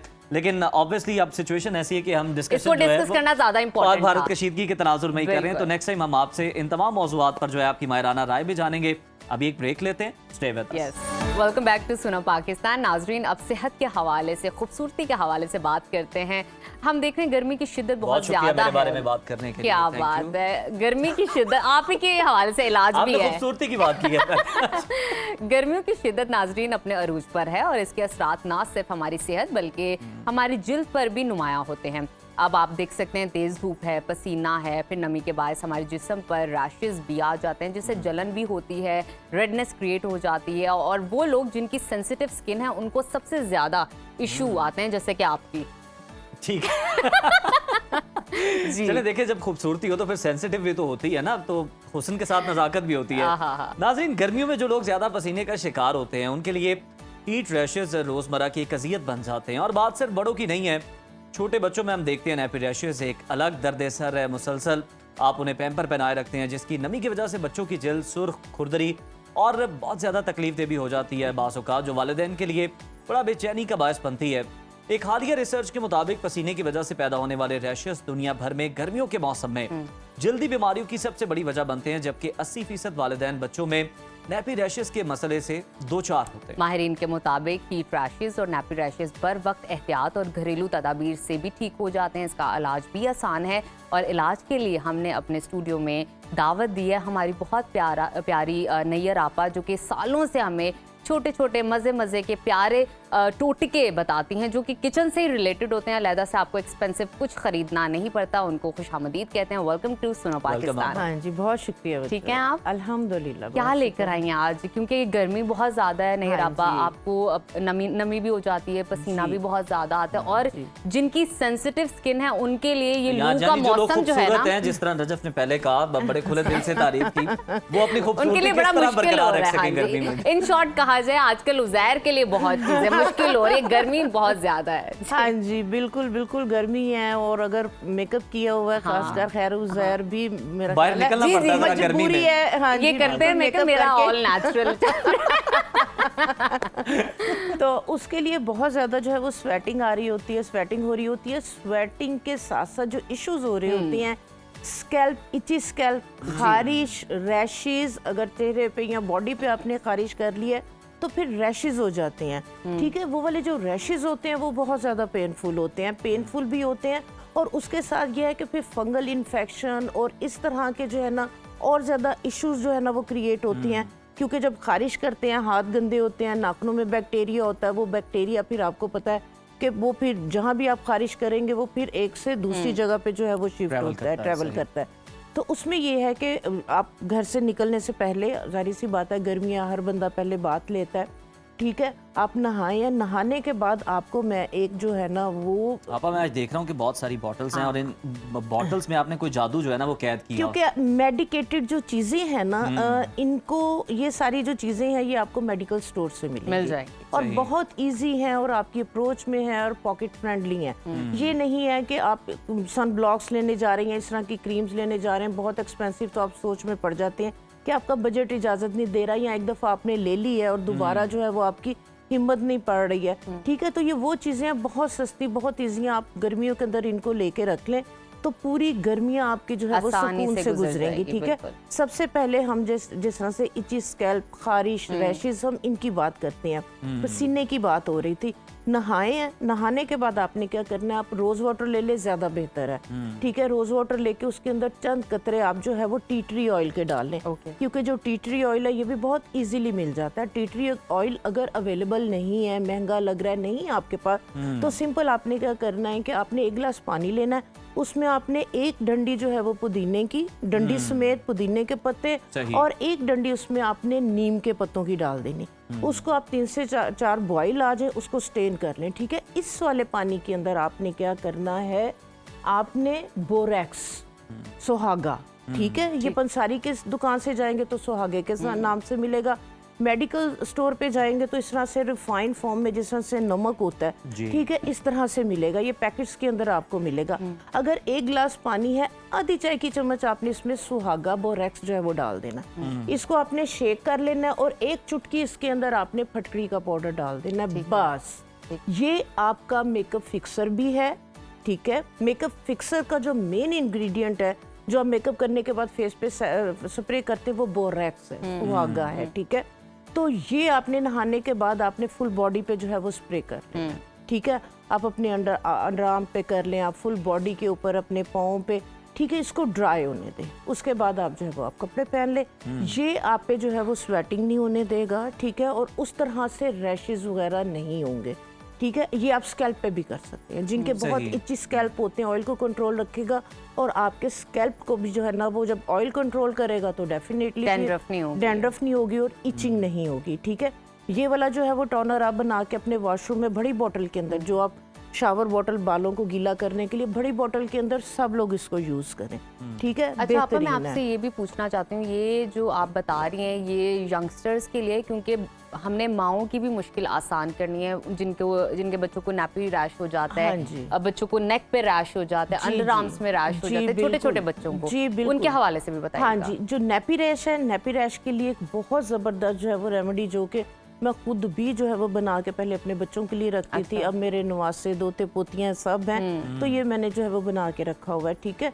तो उसके लिए जो है वो आपने जो आपके किचन के अंदर है, जो कॉर्नफ्लोर, ठीक है, या और भी सस्ते में अगर आप जाना चाह रहे हैं तो आप मार्केट से, जहाँ से आप दालें वगैरह लेते हैं ना, तो वहाँ से जो आप माया, जो कपड़ों को माया देने के लिए, ठीक है, वो भी स्टार्च है, ठीक है। आपने अगर आधा किलो वो लिया है तो आप इसके अंदर 3 टेबल स्पून जो है वो बोरिक पाउडर, ये मेडिकल स्टोर से आपको मिल जाएगा। 1 पाव अगर आपने स्टार्च लिया है, कॉर्न स्टार्च लिया है, कॉर्नफ्लोर लिया है, 2 टेबल स्पून आपने बोरिक पाउडर डाल लेना। बोरिक पाउडर की ये क्वालिटी है, एंटीबैक्टीरियल है, एंटीसेप्टिक है, सूदिंग प्रॉपर्टीज है, यहाँ तक कि जब आंखों का इन्फेक्शन वगैरह हो तो डॉक्टर्स जो है वो इसके साथ आंखें धोने का भी मशवरा देते हैं।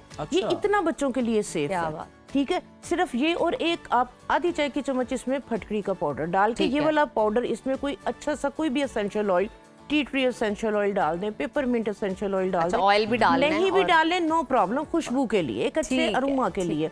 तो ये वाला पाउडर आपने बच्चों के नैपी रैश वगैरह से अगर बचाना चाहते हैं, तो जिस टाइम आप नैपी कर रहे हैं तो आप टेल्कम पाउडर की जगह पे आप ये वाला जो पाउडर है ये लगाएं। और अगर रैशेज हो गए हैं तो कोशिश करें कि आप जो है वो बच्चे को नैपी वगैरह जो है वो मत करें उन दिनों में, थोड़ा सा बच्चे की केयर उस तरह से कर लें। उसके बाद बच्चे को नहलाने के बाद, धोने के बाद, जब बॉडी खुश्क हो जाए, पहले आपने हल्का सा जो सरसों का तेल है वो लगाना है, हल्का सा सरसों का तेल लगा के उसके ऊपर फिर यही वाला पाउडर आपने लगा देना। With in half hour stay भी करेगा। विद इन हाफ आवर आप देखें, जितने मर्जी बच्चे के नैपी रेड हुए में हो, रैशेज हुए में हो, विद इन हाफ आवर बच्चा जो है वो सुकून में आ जाएगा। तो ये आप जो है ये पाउडर जो है ये बना के रखें, बिल्कुल सेफ है और बहुत अच्छा, ज़बरदस्त है। आप पहले तो जो डायग्नोस करना होता है ना, ये बड़ा अहम मरहला होता है। हाँ जी। ये बताएं कि ये बच्चों का तो एक हो गया, एक आपने बताया नुस्खा, हीट रैशेस और फंगल इन्फेक्शन जो है जिसकी हम बात भी कर रहे थे, जिसके लिए आपने सीरम भी बताया, इनमें फ़र्क कैसे होता है? आम लोगों को किस तरह पता चल जाता है, और फिर ताकि आगे उन्हें ये आसान हो ये फैसला हाँ जी, करने में बिल्कुल। कि चीज़ यूज़ कौन सी करनी है उन्होंने, मसला देखिए, क्या है? स्टार्ट कहाँ से होता है? स्टार्ट होता है आपका जब पसीना आया, आपने खारिश की, आपके रैशेस नहीं थे, आपके रैशेस हो गए, आपने उसकी उस तरह से एहतियात नहीं की, ठीक है, आपने उसकी उस तरह से केयर नहीं की, वो खारिश करते करते आपके नाखूनों से बैक्टीरिया वो इन्फेक्शन की सूरत में फुल बॉडी पे जो है वो फैल जाता है, ठीक है। उसमें यह है कि अगर आप घर वाले एक ही कंघी यूज़ कर रहे हैं, एक ही टॉवल यूज़ कर रहे हैं, तो वो फिर पूरी फैमिली के अंदर जो है ये सारी ये प्रॉब्लम आ जाती है। आप क्या करें कि आप नीम के ढेर सारे पत्ते जो है वो खुश्क करके तो इसको आप जो है वो सेव करके रख लें, ठीक है। आपने जब नहाना है, आप क्या करें, एक देचकी के अंदर थोड़े से नीम के पत्ते और थोड़ी सी फटकड़ी, इसको पका के ये वाला पानी आप अपनी बाल्टी के अंदर डाल दें। अच्छा। जब आप इस पानी के साथ नहाएंगे, आपको ये वाली प्रॉब्लम, ये वाला इशू होगा ही नहीं। और अगर हो गया है तो उसके बाद जो है ये एक बहुत जबरदस्त रेमेडी है, दही। दही आपके फ्रिज के अंदर होता है, ठीक है। आपने क्या करना है, 2 टेबलस्पून दही लेना है, 2 टेबलस्पून ही आपने एलोवेरा जेल जो है वो ले लेनी है, ठीक है। इसके अंदर थोड़ा सा टुकड़ा आपने फटकड़ी का डाल के ये आपने जो है वो अपनी जहाँ जहाँ पे रैशेज हुए में है, आपके जहाँ खारिश हो रही है, आपने इसको जो है वो लेप कर लेना। आधे घंटे के लिए लेप करके आप नहा लें, आपके वहीं पे सुकून हो जाएगा, आपकी वहीं पे जो है वो रैशेज वगैरह सही हो जाएंगे। उसके बाद उससे ज्यादा जो पेनफुल जो प्रॉब्लम होती है, ब्लस्टर्स बन जाते हैं, गर्मी दाने जिसको पित्त कहते हैं, वो बारीक बारीक पानी वाले जो है वो दाने बन जाते हैं, ठीक है। वो बहुत पेनफुल होते हैं, खासकर आपके जहाँ पे आपके अंडर आर्म्स या आपकी नेक वाली साइड या बैक पे पसीना बहुत आपका ज्यादा। हाथ नहीं, क्या करना है, बच्चों में ये बहुत ज़्यादा हो जाता है और पेनफुल होता है। नहाए, नहाने के बाद साफ सुथरा तौलिया लेके गीली गीली बॉडी के ऊपर आपने तौलिए के साथ आराम आराम से सारी बॉडी को क्लीन करना है। अच्छा। वो सारे ब्लस्टर्स के अंदर से जो पानी है वो सारा जो है वो निकल जाएगा, साफ हो जाएगा। उसके बाद ये बहुत ज़बरदस्त रेमेडी है, इसको हर कोई अपने जिनके घर में खासकर बच्चे और जिनको ये वाला प्रॉब्लम हो जाता है, जी, ठीक है। सिंपल 1 गिलास जो है वो रोज वाटर या पुदीने और नीम के पत्तियों का जो मैंने पानी का है, उसके अंदर आपने 1 चाय की चम्मच फटकड़ी का पाउडर। फटकड़ी इस मामले में इतनी जबरदस्त है कि ये इधर आप स्प्रे करेंगे और साथ आपने छोटा सा टुकड़ा जो है वो कपूर का लाजमी डालना है, कपूर, ठीक है। कपूर 1 चुटकी डालने से ये होगा कि बाद में जो दाने या दाग धब्बे रह जाते हैं, कपूर वो नहीं रहने देगा। हीलिंग प्रॉपर्टीज है, सूदिंग प्रॉपर्टीज है, ठीक है। तो आपने उसके साथ टॉवल के साथ साफ करके ये वाला टोनर जो कि नीम पुदीने के पानी के अंदर या रोज वाटर के अंदर बनाया हुआ है, ठीक है। आधी चाय की चम्मच फटकड़ी और एक छोटा सा टुकड़ा कपूर का, बस ये 4 चीजें आप ये भी स्प्रे बोतल के अंदर बना के रख लें। इसको पूरी बॉडी पे स्प्रे कर दें, एकदम से सुकून हो जाएगा, ठंडक और दोबारा बनेंगे भी नहीं। अच्छा, ब्लिस्टर्स भी खत्म नहीं बनेंगे। जबरदस्त, थैंक यू सो मच आपा, आपकी मौजूदगी का बहुत अच्छा लगता है हमेशा आपसे बात करके, क्योंकि आप इतने अच्छे फायदेमंद टोटके हमारे साथ शेयर करती हैं। और आजकल तो वैसे भी इतनी गर्मी है और मॉर्निंग शो के आगाज में हम आपको टेम्परेचर से भी आगाह करते रहते हैं कि कितना टेम्परेचर राइज होता जा रहा है, तो उसके टोटके भी आपको बताते हैं कि किस तरह आपने खुद की बॉडी को, खुद की स्किन को गर्मी से महफूज रखना है। तो अपना और अपने घर वालों का बहुत सारा ख्याल रखिए और कल दोबारा सेम टाइम पे आपसे मुलाकात होगी बहुत सारी अपडेट्स के साथ, न्यूज़ के साथ। टिल देन, अल्लाह हाफिज।